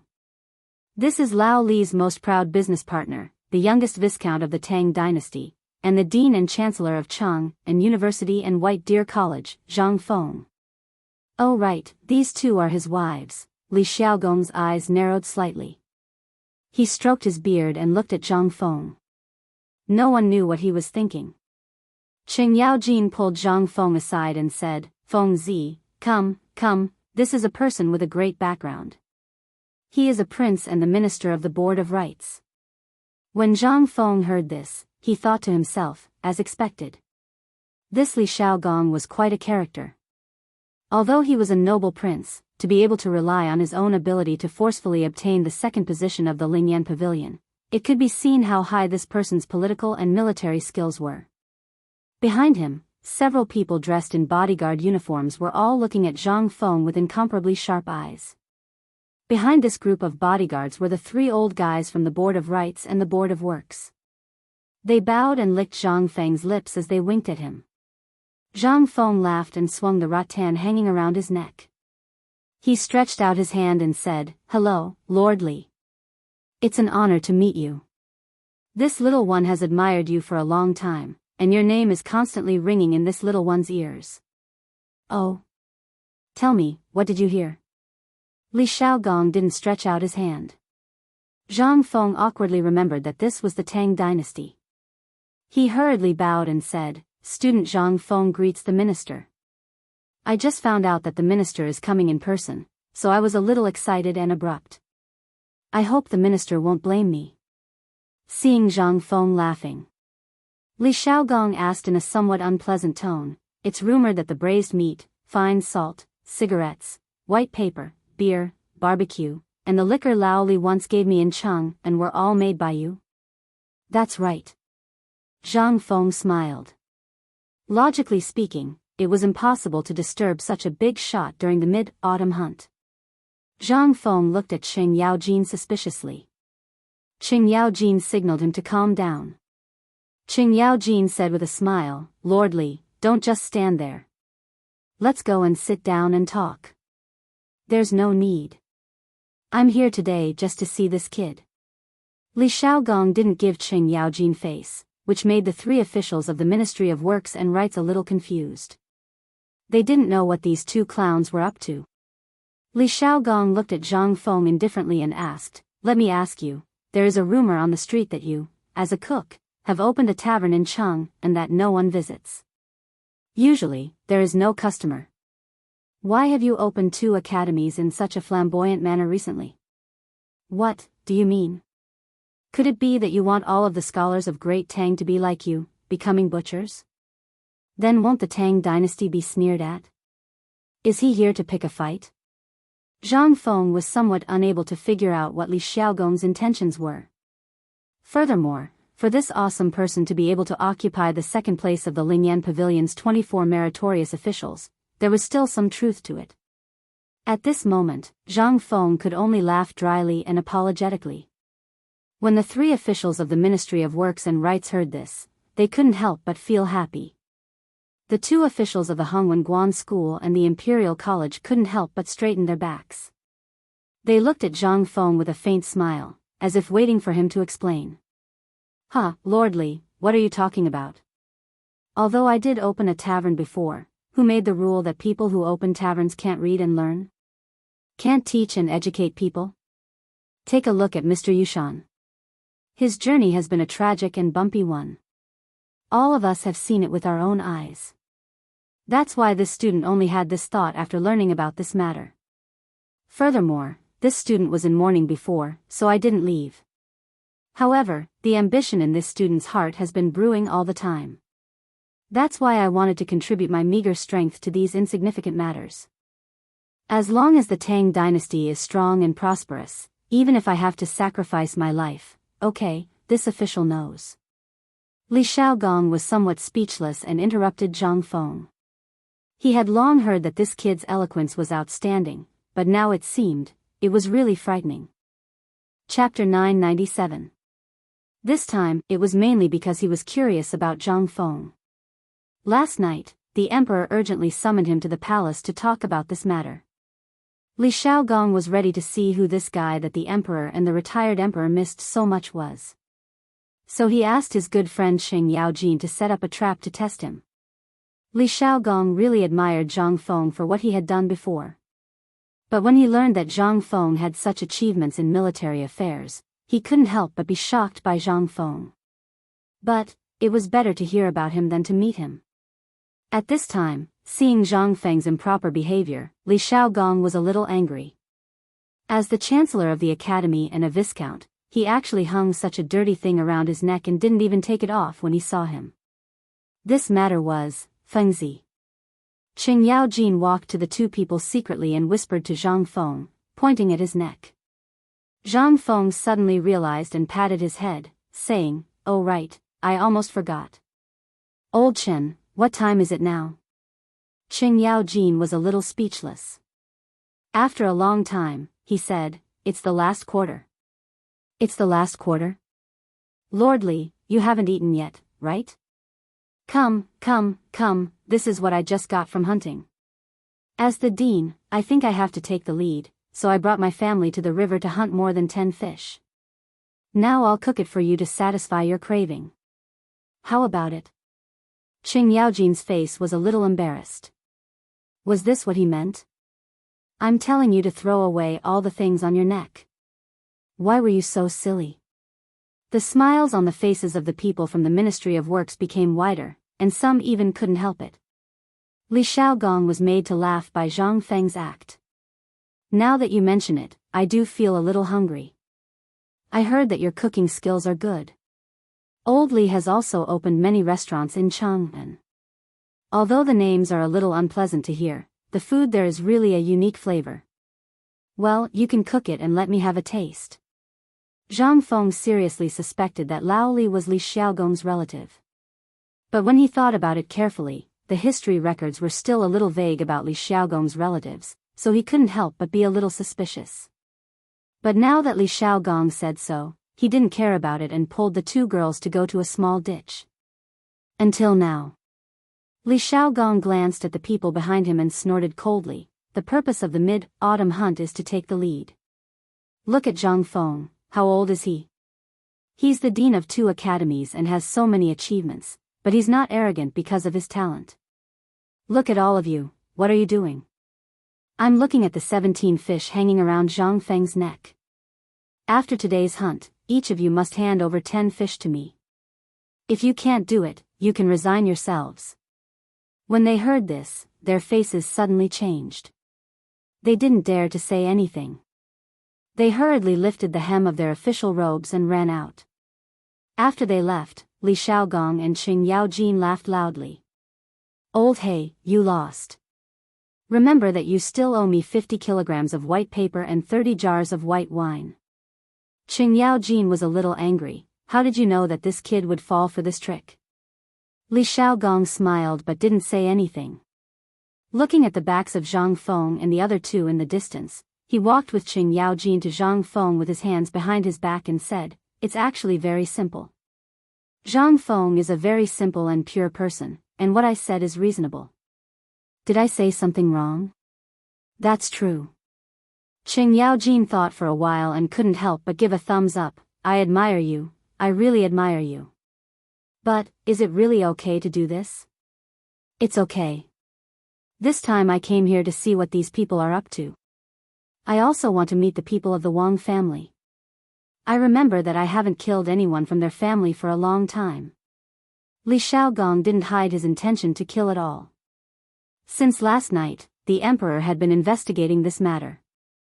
He was also very angry about it and was worried that Qing Yaojin and Niu Jinda wouldn't be able to handle it. That was why he called them over. After all, although Li Xiaogong was the Minister of Personnel now, he still had the deterrence from the past.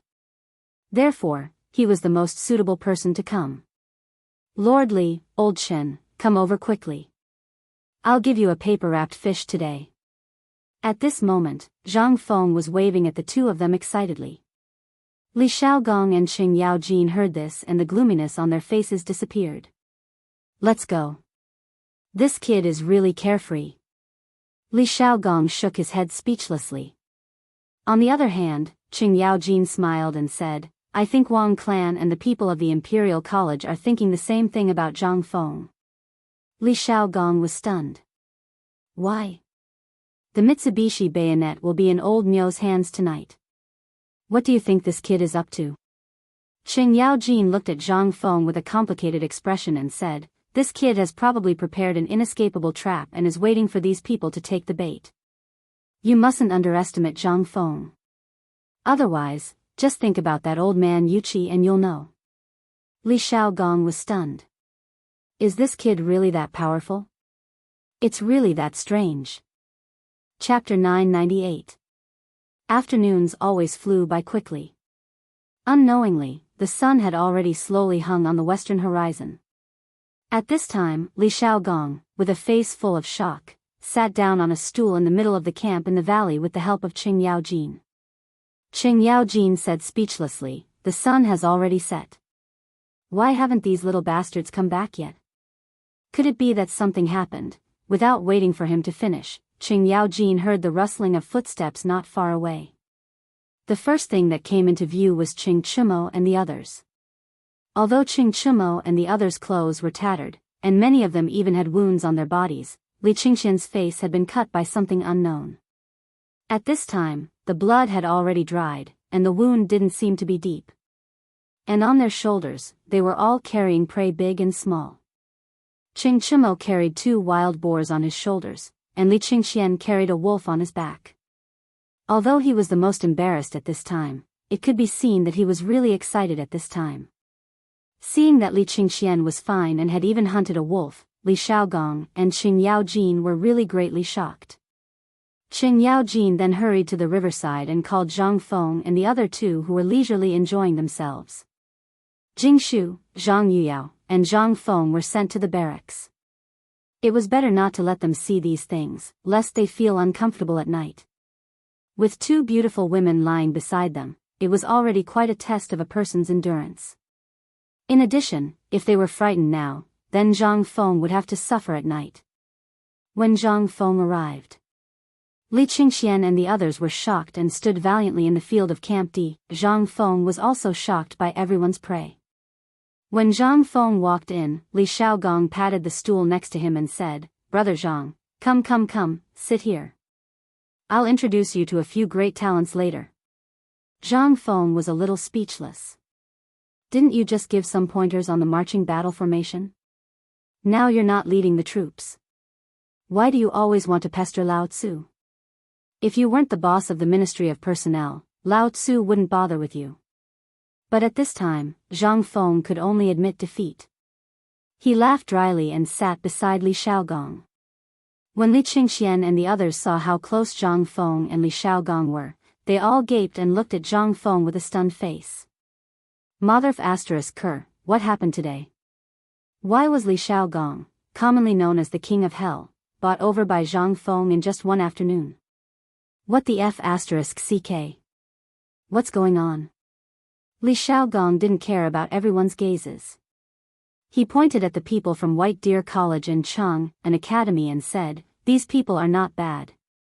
Look at that guy who's as thin as a chicken, but he actually hunted a wolf. His courage is commendable. Not bad, not bad. As a student, you can use your wits to hunt a wolf without hurting yourself. 3 years later, I'll guarantee your promotion." Li Xiaogong pretended not to know Li Qingxian and pretended to praise him. However, Li Xiaogong was really surprised by Li Qingxian. He was usually gentle and weak. He didn't expect him to have such explosive power. Zhang Feng chuckled and said, "Lord Li, this person is Li Qingxian. He's Lao Li's son." Li Xiaogong pretended to be shocked. "What? He's Lao Li's son? My goodness, not bad, not bad. 3 years later, it seems like Lao Li's family will be able to embark on an official career. Ha ha ha." As he spoke, Li Xiaogong pointed at Fang Yai and said, "This guy is not bad either. Look, he actually hunted 2 badgers. Old man knows about badgers. They're especially hard to catch. According to old man's knowledge, badgers are extremely rare around Chang'an. Not bad, not bad. His luck is not bad. This seems to be your second son, old He?" Qing Chumo was waiting expectantly, but when he heard Li Xiaogong's words, his face instantly darkened. Li Qingxian and the others tried their best to hold back their laughter. Qing Yaojin didn't care. He laughed and said, "That's right, it's my son." Li Xiaogong nodded. "Not bad.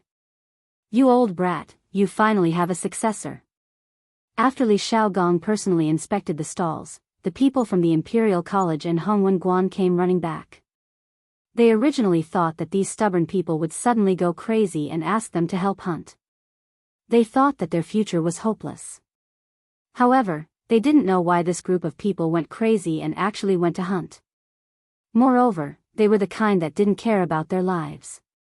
This couldn't help but arouse everyone's passion. However, they were still a step too late. Looking at the pheasants, frogs, mice, and other animals in their hands, and then looking at the other people's prey, was there even a need to compete? Moreover, it was the minister of the Ministry of Personnel, the current imperial prince, who had personally come to inspect. Li Shaogong also suddenly became interested.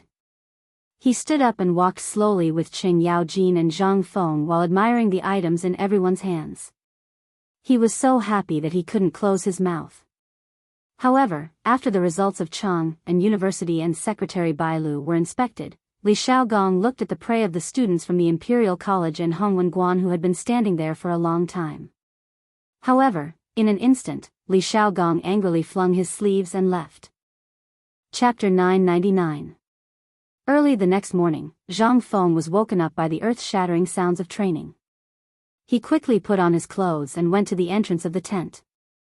He saw Qing Chimo standing outside Zhang Feng's tent, holding a bamboo pole like a javelin.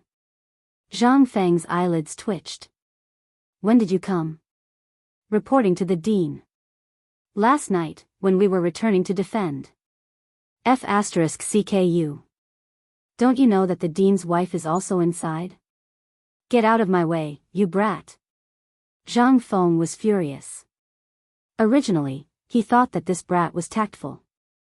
However, at this moment, when he thought of how the dream of the Red Chamber, that he talked about with Jing Shu and Zhang Yuyao last night might have been leaked, he couldn't help but feel angry.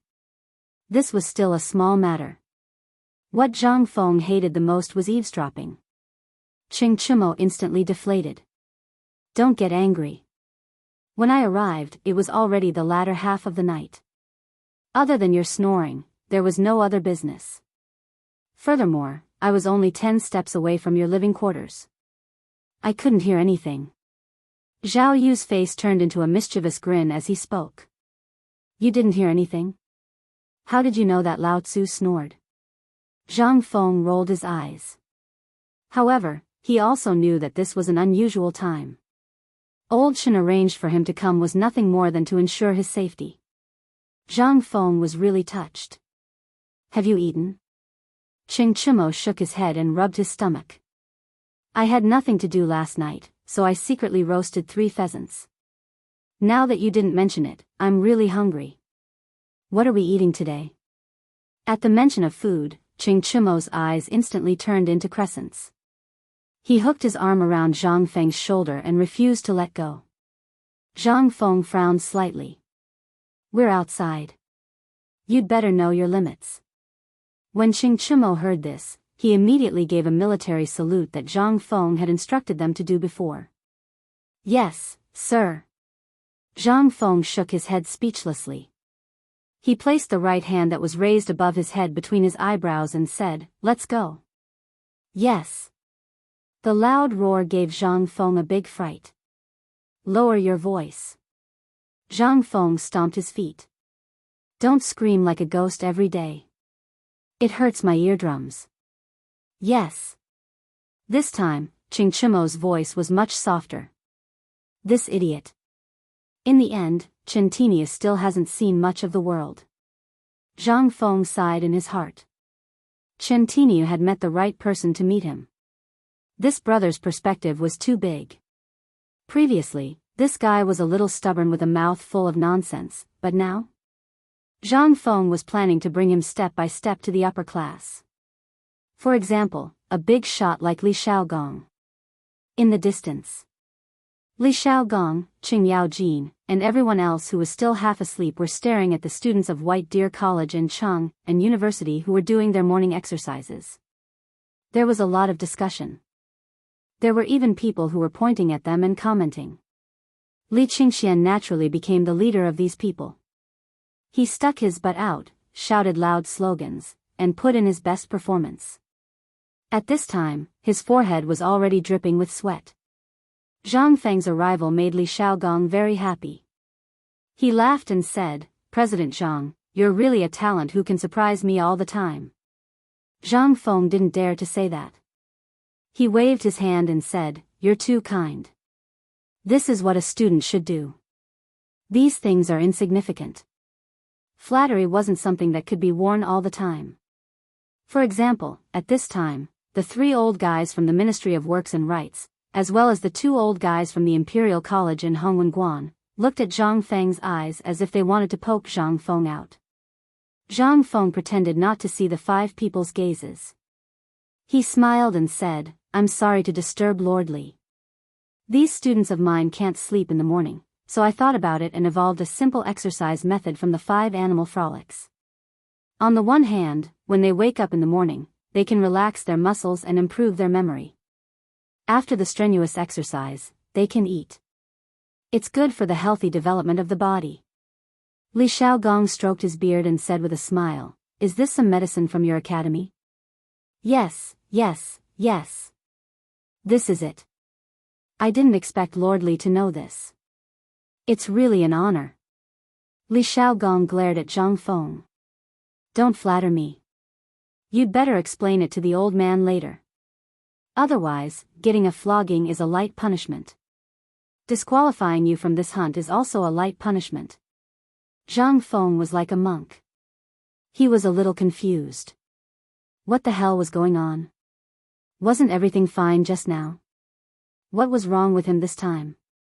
However, at this time, Li Shaogong didn't pay attention to Zhang Feng. Instead, he shook his head and stared at Li Qingxian and the others doing 5 rounds of morning exercises. Then, he said with some dissatisfaction, "Lord Xian, Lord He." Hearing this, the 2 old men from the Ministry of Personnel Affairs and the Ministry of Works hurried forward and bowed beside Li Shaogong. Li Shaogong pointed at the field and asked with a smile, "Is there still a need to compete?" This, the 2 couldn't help but feel awkward. "Sir, this is the rules set by His Majesty. Although the overall performance of the students from White Deer College and Chang and University is very good, we still think that we should do things according to the rules." Li Shaogong looked at the 2 meaningfully, then nodded and said, "Since that's the case, this official announces that the debate that was supposed to last 3 days will be changed to 1 day. Today's debate is both the beginning and the end. Everyone will proceed with the debate under this official's witness. What do the 3 of you think? Do I, Li Shaogong, have the right to do so?" When the 3 people from Hongwenguan, Imperial College, and Ministry of Rights heard this, the corners of their mouths twitched. Was there a need to ask? Was there a need to ask? If you stomp your foot, we'll tremble. You're asking us now? Wasn't this a joke? The few of them smiled and pretended to look relieved as they said, "We'll listen to Lord Li's orders." Chapter 1000. Upon hearing this, Li Shaogong gestured with his right hand and said indifferently, "Since it's the mid-autumn hunt and we are all scholars, why don't we have a debate?" Debate? They couldn't help but ask in their hearts. The dean of the Imperial College, Lu Hongwen, and the dean of the Hongwenguan, Ouyang Kai, were a little confused at this moment. Needless to say, the 3 elders didn't dare to say anything. After all, they were nothing in front of Li Shaogong. Zhang Feng was also interested. Seeing that they were a little timid and didn't dare to say anything, he asked, "Sir, how are we going to debate, and what are we going to debate?"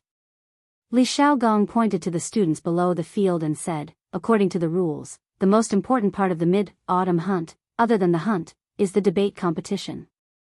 As he spoke, Li Shaogong looked around with a faint smile and said loudly, "Thanks to Prince Zhang, the previous autumn hunt prioritized the students. However, when I just arrived, I actually saw Prince Zhang setting an example and personally participating in the hunt. Since that's the case, all the deans who come must also participate in all the hunting activities in the future. I'm ashamed to say that old man and the others have been focusing on the students but forgot to set an example. Don't worry, the old man will definitely report to the emperor about your contribution." Haha. It's not worth mentioning. This is just a small matter, really not worth mentioning. Zhang Feng chuckled and waved his hand. What the hell is this old guy doing? Although Zhang Feng was smiling, he couldn't help but criticize in his heart. After hearing these words, it seemed to be announcing the official start of the debate. These students were all extremely intelligent people. At this moment, when they saw that the atmosphere on the stage was filled with the smell of gunpowder, they had already hurriedly found an opponent and went forward to start the debate in an orderly manner. They were afraid. They were afraid of being implicated. That would be terrible. In the field, the three people from the Ministry of Personnel, Ministry of Rights, and Ministry of Works looked at Li Shaogong in shock. They didn't know what he was trying to do. Qing Yaojin was also a little stunned. However, he seemed to have understood something. He crossed his arms and watched the show. As for Jing Shu and Zhang Yuyao, the two girls originally wanted to take a look at the top talents of the world. However, as they listened, their attention was drawn to Zhang Feng.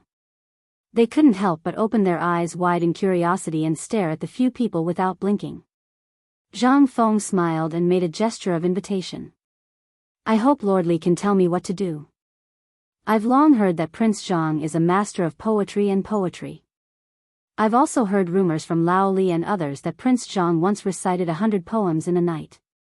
However, I've never seen it before. Everyone here, except for Lao He, basically has dabbled in poetry. Naturally, you know that the fastest time a poem takes to be completed is more than a month. However, you said that he recited 100 poems in a night. That's why the old man wants to see Prince Zhang's talent in poetry. Hearing this, Lu Hongwen and the others couldn't help but gather with the people from the Ministry of Works and the Ministry of Rights. They whispered softly for a while. Then, Lord He from the Ministry of Works asked, May I ask Lord Li, is this debate related to poetry? However, you also know that Prince Zhang has a reputation in poetry. Isn't this a little inappropriate? Zhang Feng's reputation was out there. At this time, if Li Shaogong arranged it this way, it would definitely be inappropriate. That was definitely not appropriate. This was simply prepared for Zhang Feng. However, the few of them thought about it again and figured out something different.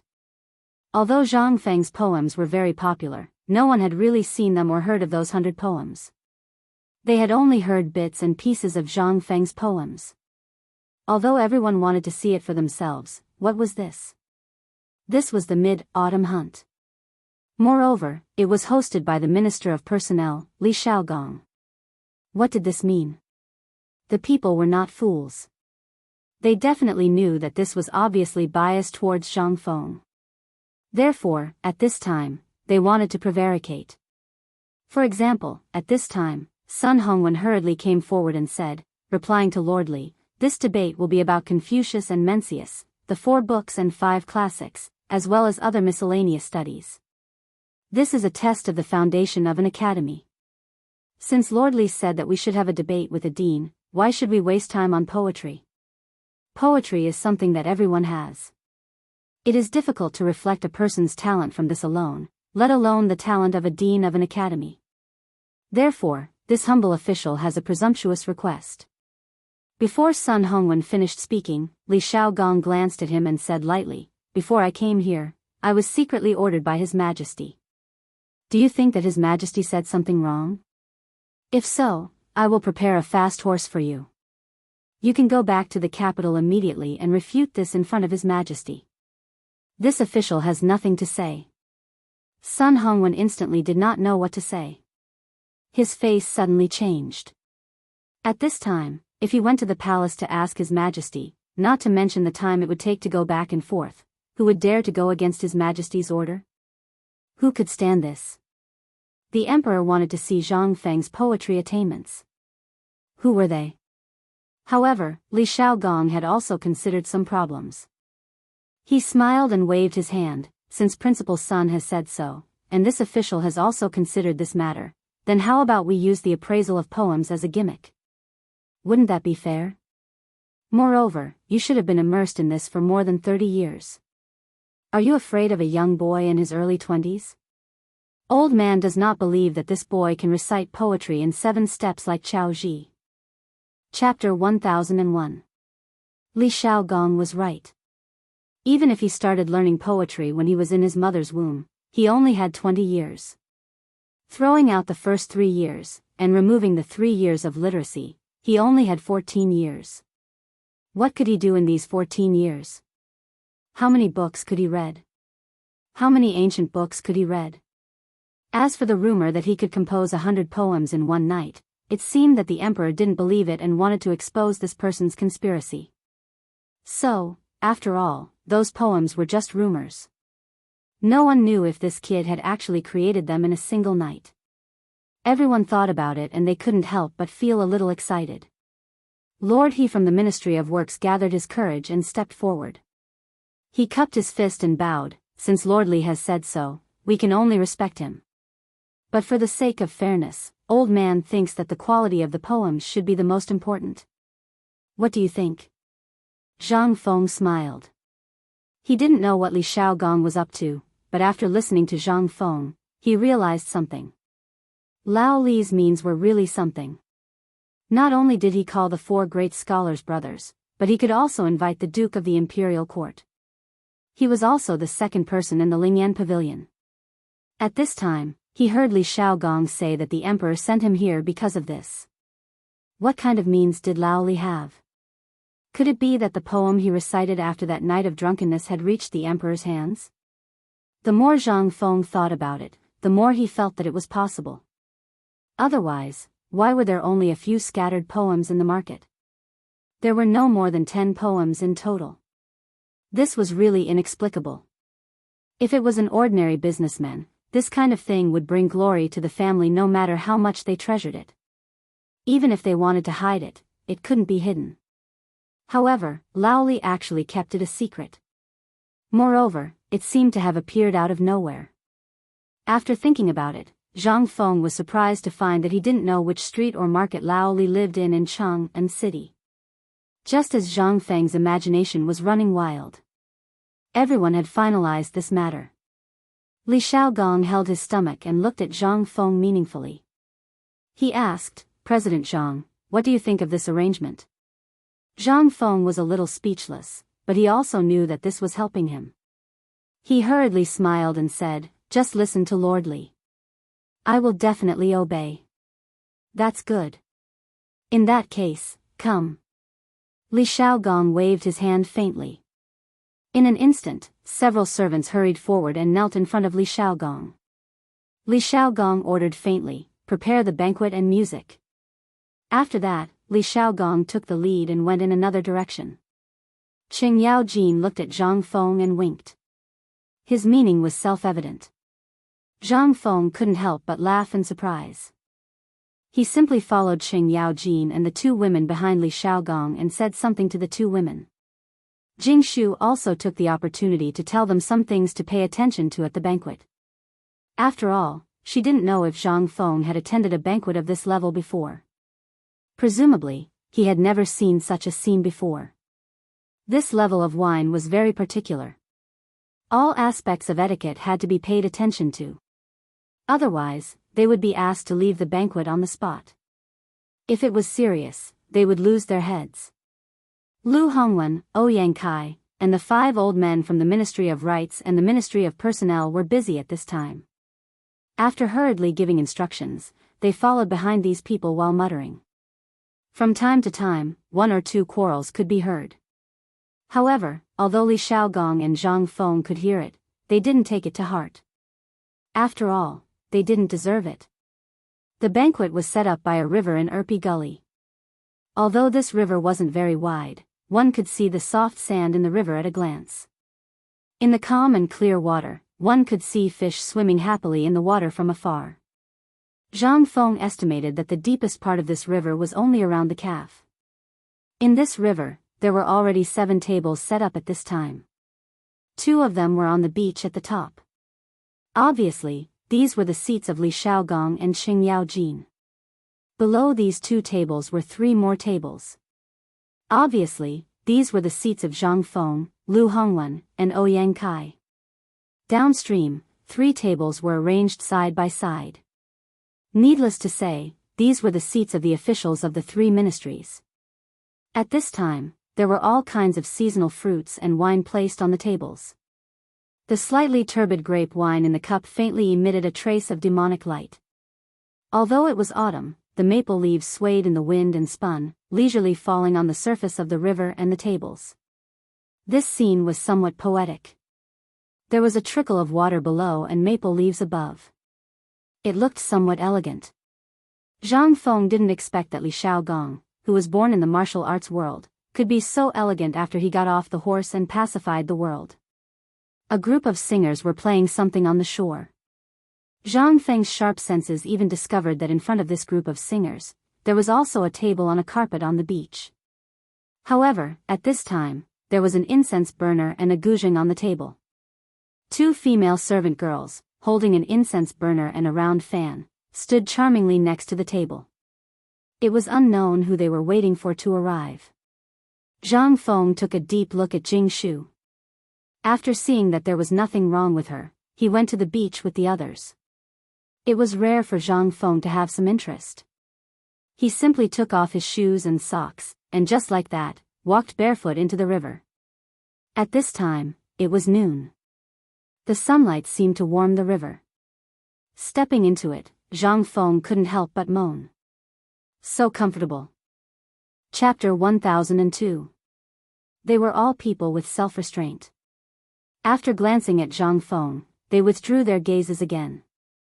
It was the first time that a banquet was held in the river. If it were any other time, they would really want to take off their shoes and socks like Zhang Feng. It would be comfortable, but they didn't dare to do so. They wanted to save face. When Li Xiaogong saw that they were seated, he looked at Jing Shu, who was beside Zhang Feng, and nodded slightly. I've long heard that Miss Jingshu's zither skills are extraordinary. Would you do me the honor of joining us today? After all, Jing Shu was a woman who had seen grand occasions. She stood up and bowed slightly to Li Xiaogong. She said that she was flattered and then remained silent. When Zhang Feng saw this, he touched Jing Shu's small hand slightly. Jing Shu nodded and walked in the direction of the zither. This scene made Li Xiaogong and Qing Yaojin look at each other and then laugh. Jing Shu pretended not to hear them and walked straight to the zither. The two maids beside the zither saw Jing Shu take her seat and gently waved their round fans. They looked so beautiful and set off Jing Shu's otherworldly aura. After the zither sounded, Li Xiaogong looked at everyone indifferently. In that case, let's start today. Prince Zhang. After Li Xiaogong sat down, he raised his cup. Zhang Feng thought that Li Xiaogong wanted to drink with him. He hurriedly raised his cup, only to find that Li Xiaogong had already put the cup on the table and seemed to be resting with his eyes closed. Zhang Feng was slightly stunned. He saw that the two people opposite him, as well as the three people from the Ministry of Works and Rights, were covering their mouths and snickering. Qing Yaojin coughed and made a gesture of reciting a poem. Zhang Feng was speechless. Damn it. Let Lao Tzu compose a poem. You're a man with a military background. Why are you pretending to be noble and virtuous here? Seeing this, Zhang Feng was slightly unhappy. He lazily clasped his hands to Li Xiaogong. In reply to Lord Li, I only know some sour sentences. How dare I embarrass myself in front of Lord Li and the two presidents? As soon as these words came out, several people instantly looked at Li Xiaogong. Only then did they understand that they wanted to give this guy a chance to stand out. Did they want to use their hands to help Zhang Feng? Did they want to use their hands to prove Zhang Feng's reputation? They were not fools. Of course, they knew that on the 15th of August, on the night of the Mid-Autumn Festival, Zhang Feng would become a great Confucian scholar at the Mid-Autumn Festival Poetry Meet. This poetry meet was organized by the four great Confucian scholars for Zhang Feng. If this guy could become famous at the poetry meet, his reputation as a great Confucian would be confirmed. This was something that no one wanted to see. Once Zhang Feng became a great Confucian scholar, the Imperial College in Hongwen-Guan would have nothing to do with the four great academies in Cheng and City. After all, at this time, White Deer College already had the four great Confucian scholars. Although they were just sitting there, it was already a golden signboard. During this period, White Deer College did not charge tuition. It attracted poor students who lined up from Chang and city to the foot of the barren mountain every day. If this, Lu Hongwen and Ouyang Kai did not even dare to think about it. If this went on, even if the Imperial College and Hongwen Guan invited more great Confucian scholars to sit there, they would not be able to compete with White Deer College and Chang and University. If this was just a landing, whether Zhang Feng was a great Confucian scholar or not, today's deeds would be spread out. The titles of the chairman of the two great academies and the youngest intuition in the Tang dynasty would be thrown everywhere. By then, the two great academies in Chang and city would have no chance to stand out. After all, Zhang Feng's name was famous in China during this period. It even caused a series of incidents in the Turks, Tubo, and other countries. This guy's poem, Bringing in the Wine, was famous in Chang and city for a period of time. At least for more than a month, this poem was praised in the streets and alleys. It was even regarded as a work of God. However, this guy rarely wrote poems and came up with other new tricks, which gradually faded away. However, as long as someone mentioned it, they would instantly think of this poem and Zhang Feng. At this time, how could the three people from the Ministry of Works and Rights not see that Li Xiaogong was biased towards Zhang Feng? Although they wanted to stop it, after all, if Zhang Feng's reputation was affected, their families would be at a disadvantage. When the higher-ups blamed them, it would be really difficult for them to explain. However, Li Xiaogong was after all a relative of the emperor. They could only sit and do nothing. Now, the two deans, Lu Hongwen and Ouyang Kai, were having a headache. They could only pretend that they did not know anything, drinking alone and eating the delicious food on the table. In fact, Zhang Feng was just guessing. After all, the experience of his previous life was not enough for him to deal with everything. Moreover, he could not remember clearly what happened in the past. The history in his memory was just something that was passed down orally. It could even be tampered with. He really did not know what really happened in the Tang dynasty. At this time, Zhang Feng also faintly felt that some of the current emperors had ulterior motives. Li Shimin was born in the military. Although he could summon the wind and summon the rain in the imperial court, there were still many people who opposed him. They said that he was just an emperor on horseback and so on. In particular, the Confucian scholars and the nobles in Shandong were the most arrogant. However, although Li Shimin wanted to touch the nobles in Shandong, he did not have the confidence to do so. It was only because the nobles in Shandong were known as the descendants of Confucius and were the gathering place of the world's civilization. In addition, the 5 surnames and 7 Wangs, as well as Guan Long, and other aristocratic families had already taken away the imperial power before the Tang dynasty. Although he wanted to, he was powerless to deal with it.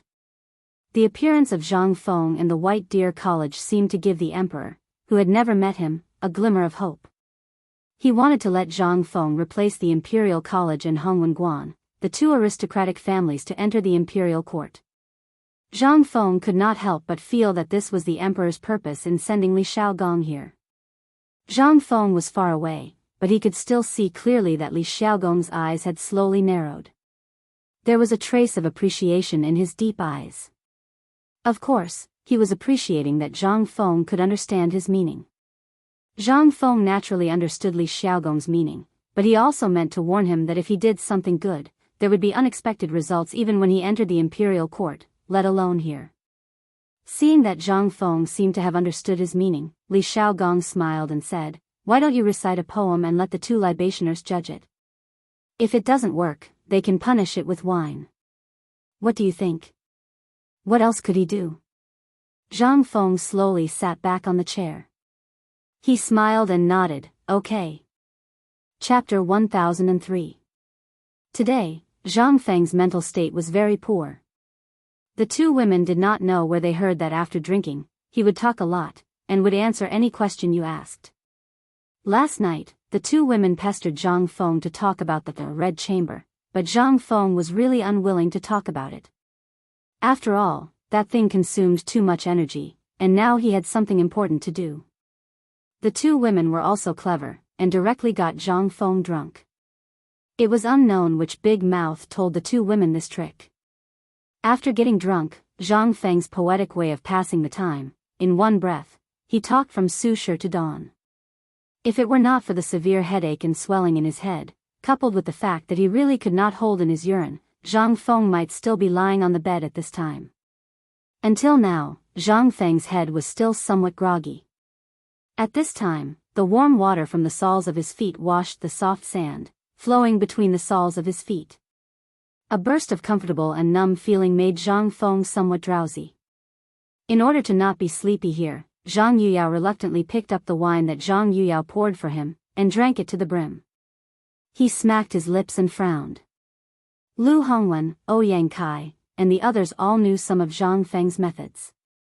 At this time, they were all looking at Zhang Feng, frowning, and silently calculating for him.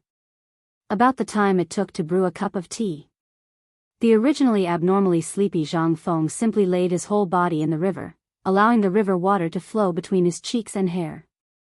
He even faintly felt a few small fish slap his cheeks a few times. After a little sober, Zhang Feng sat up and stretched out his hand. Zhang Yuyao was very sensitive to this kind of thing. Changing to a large bowl, he filled it to the brim with wine for Zhang Feng. Zhang Feng frowned slightly, but still raised his head and drank the entire bowl.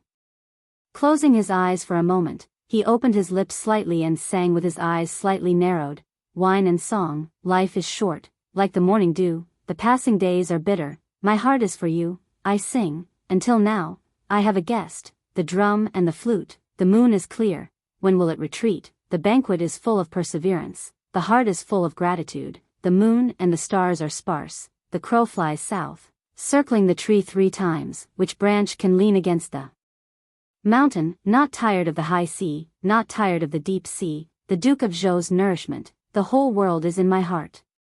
Just like how Zhang Feng pretended to be pretentious with the poem, the moment the poem came out, even the musician who was playing the music stopped playing. As for Jingshu, she was playing the guzheng passionately along with the poem. The poetic quality of the poem, coupled with the zither music, caused the artistic conception of the poem to explode to the extreme. Li Xiaogong couldn't help but be slightly stunned. This poem was Cao Cao's masterpiece when he was at his peak. Zhang Feng slightly edited a few lines and added some things himself. Cao Cao existed in this world. Zhang Feng had seen him in the ancient books of White Deer College, but there weren't many of Cao Cao's poems that had been passed down. For example, the poem that Zhang Feng sang just now was one of those poems that had never appeared. Zhang Feng's action could be considered to have filled the gap in this world. In order to respond to the current situation where the whole world was united, and even more so for Li Xiaogong to bring this poem to the emperor. The most wonderful thing was that the line in the poem, "The Duke of Zhou spat out some negative points," actually existed in this world. Moreover, this Duke of Zhou wasn't a disciple of the emperor, but a real emperor. Therefore, Zhang Feng dared to recite it in a dignified manner. After a long time, other than the beautiful river water, the chirping of insects and birds, and the sound of falling maple leaves, there was only the sound of Jingshu's guzheng. Good poem. It's really a peerless poem in the world. Li Xiaogong exclaimed and raised his cup. Prince Zhang really lives up to his reputation. He can actually recite such a peerless masterpiece so casually. He's really a role model for our generation to learn from. After that, Li Xiaogong drank a cup of wine. Qing Yaojin also hurriedly echoed, "Although I'm a bore and don't know any bullshit poems, this poem makes me feel good." Good poem. It's definitely a good poem. Lu Hongwen and Ouyang Kai from the Imperial College opposite them remained unchanged. After all, they were also people who had experienced great storms and had read countless poems. Basically, every day, they would encounter poems passed to them by students or addresses. The reason why they could stand out from many people and sit in the important positions of the Imperial College and the Chancellor of Hongwen, which were selected by the country for talents, was partly because they were born in the gentry family, and more importantly, because of their talent and learning. Lu Hongwen sighed softly and said, "Good poem. It's really a good poem that doesn't appear in the world." While speaking, he picked up a few pieces of vegetables from the plate with chopsticks and put them into his mouth while drinking wine. He said, however, although the artistic conception of this poem is a little intermittent, the original meaning of the poem is only one. Although there are some interruptions, it doesn't hurt the general idea. The poem is the meaning. Quality is the most important. I didn't expect that Prince Jiang could recite such a good poem in such a short time at such a young age. It's really a blessing for the Tang dynasty. Zhang Feng didn't understand the meaning of this person. He blinked and calmly said, "Thank you for letting me win." However, as expected, this old guy didn't have any good intentions. After this old guy drank a cup of wine, he got up drunkenly and clasped his hands to Li Shaogong. Although Prince Jiang's poem is very good, and many famous people in the literary world can't even compose such a beautiful poem, this old man feels that if this matter is debated, this old man is a little unconvinced. If Prince Jiang can compose a poem based on our current situation, then we can be considered to be convinced. Ouyang Kai, Lord He, and Lord Xian heard this and nodded repeatedly to express their agreement. Li Shaogong heard this and smiled slightly but didn't say anything. Instead, he looked at Zhang Feng and asked with a smile, "Prince Zhang, what do you think?" Chapter 1004. Zhang Feng didn't say anything. He only cupped his fist and made an inviting gesture. Although the crowd didn't understand what Zhang Feng's gesture meant, the general meaning was clear. "Since this lord wants to use the current scenery to make a poem, can you give me a hint? Otherwise, this old man will accuse me of cheating again." "You impudent! How can you measure the heart of a gentleman with the yardstick of a villain? We are just speaking the truth and have no intention of targeting you." Could it be that Prince Jiang is angry out of humiliation? Zhang Feng looked at the two of them with a fake smile and didn't say anything. Instead, he turned to look at Lord He and Lord Xian from the Ministry of Works and Rights and said, "If that's the case, why don't we ask Lord Xian, Lord He, and this lord to give me a hint based on the current situation? If I can make a poem of the same quality as the one you just made, what will you say?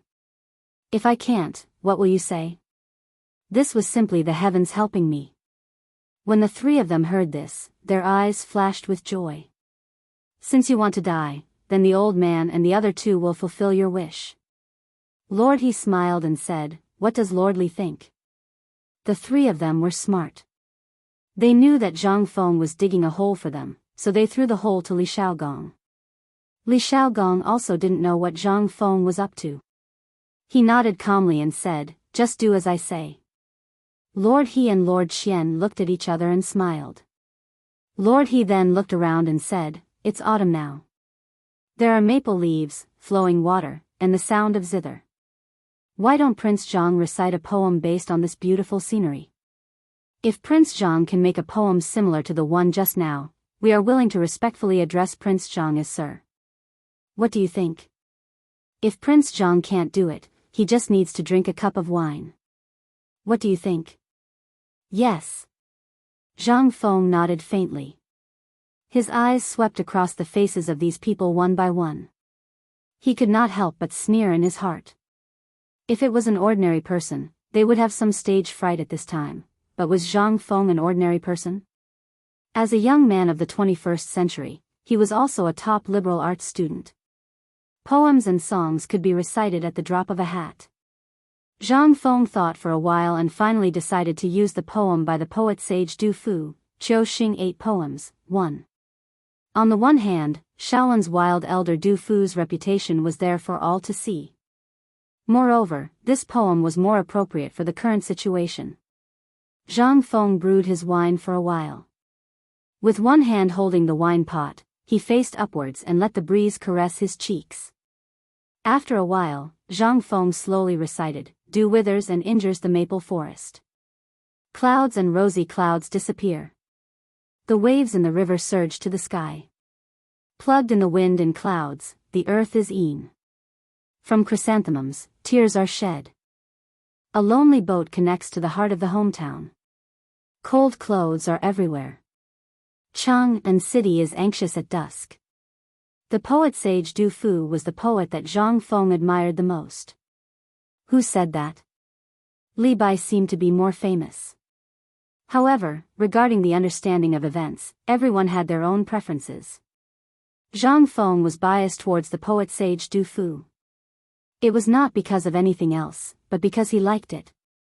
At this time, after Zhang Feng's poem, the entire scene fell into a short silence. It was indeed silent. This was the effect that Zhang Feng wanted. The previous poem was pieced together by himself. Then, what about this poem? If you dare to tell Lao Tzu that this poem was pieced together by others, Lao Tzu would really fight you with a knife. No, I'll fight you with a Mitsubishi Army knife. If you really can't do it, find me a King poem that is the same as this one. Moreover, this poem was suitable for Zhang Feng at this time. Zhang Feng did not like this kind of scheming. Ever since they came to Erpi Ridge, Zhang Feng had his own difficulties even though he brought the two girls to tour the mountains and rivers every day. Being a stranger in a foreign land was the most appropriate way to describe Zhang Feng at this time. The annual Mid-Autumn Festival was coming soon. However, this year, Zhang Feng had to spend his time in the Tang dynasty of this parallel world. Although he was doing well at this time, he was after all a 20-year-old soul. Just like the meaning of the last sentence in the poem, it was time to add winter clothes. In Chang'an City, the topic of winter clothes could be seen everywhere. Gradually, the topic of winter clothes was on everyone's lips. What about Zhang Feng? His favorite clothes, mobile phone, computer, and so on had all disappeared. Instead, he was tossing and turning in this world. Even though he was wearing gorgeous clothes, he still felt a little cold, unable to make him feel a little warm. Even though he had two beautiful women by his side, including Yu, who was comparable to the top beauty of the later generations, he still couldn't let go of the future.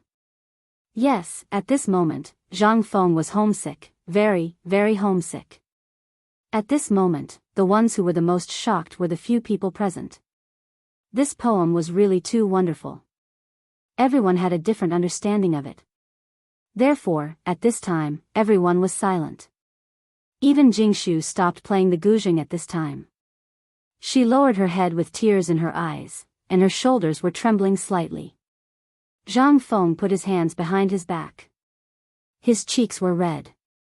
Standing in the water, he stared at the two people from the Imperial College and the Hongwen. He did not have any special feelings for the two of them. He just did not like their behavior. Even then, Lu Sun's expectations and optimism were still in the Shandong aristocratic family. Zhang Feng was no different from competing with them for something. Zhang Feng wanted very simple, that was, to live the life he wanted. Chapter 1005. But in reality, Zhang Feng didn't take the initiative to provoke these people, but these people wanted to compare themselves with Zhang Feng. At this moment, Qing Yaojin stared coldly at Lu Hongwen and Ouyang Kai and said, "Earlier, old man heard someone mention the mid-autumn hunt in Chang'an City. Originally, old man didn't want to get involved in this matter. After all, I believe that Zhang Feng can deal with this matter. However, old man really can't stand the way some people are doing things. This mid-autumn hunt is supposed to be passed on to the deans of the various academies 1 month before the start of the mid-autumn hunt.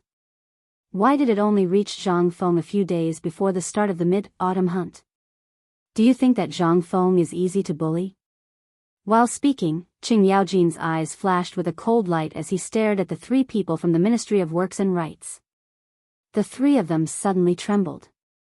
Only then did they remember that this was Qing Yaojin, the great devil of chaos. If they provoked him and this person killed them here, they would die in vain. A thin layer of cold sweat involuntarily appeared on the faces of the 5 people. At this moment, Qing Yaojin's words were somewhat inappropriate, especially in such a delicate situation.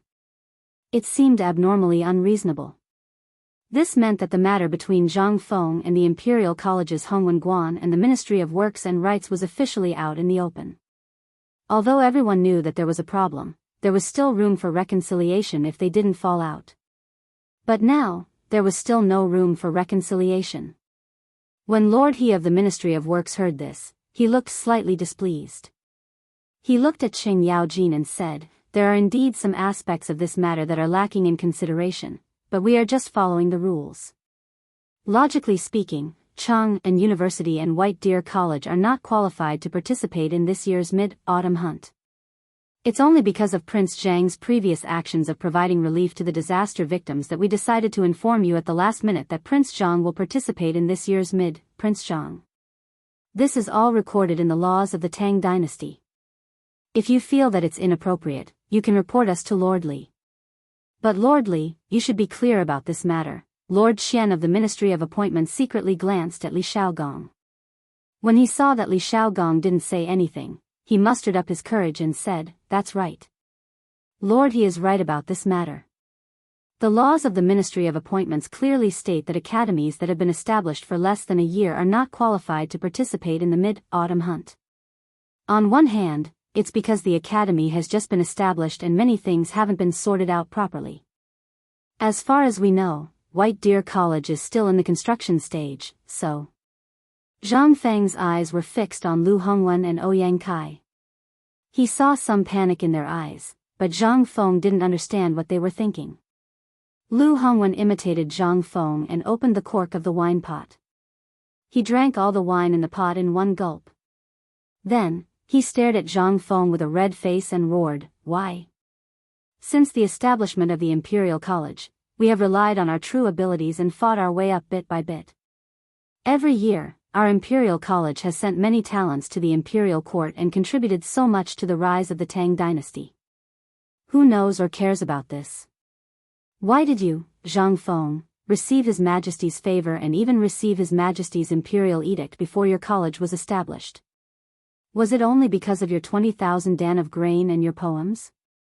Although we don't have Prince Zhang's courage and wild ideas like Prince Zhang's, we have always adhered to the teachings of Confucius. We are cautious and conscientious. We don't dare to be careless.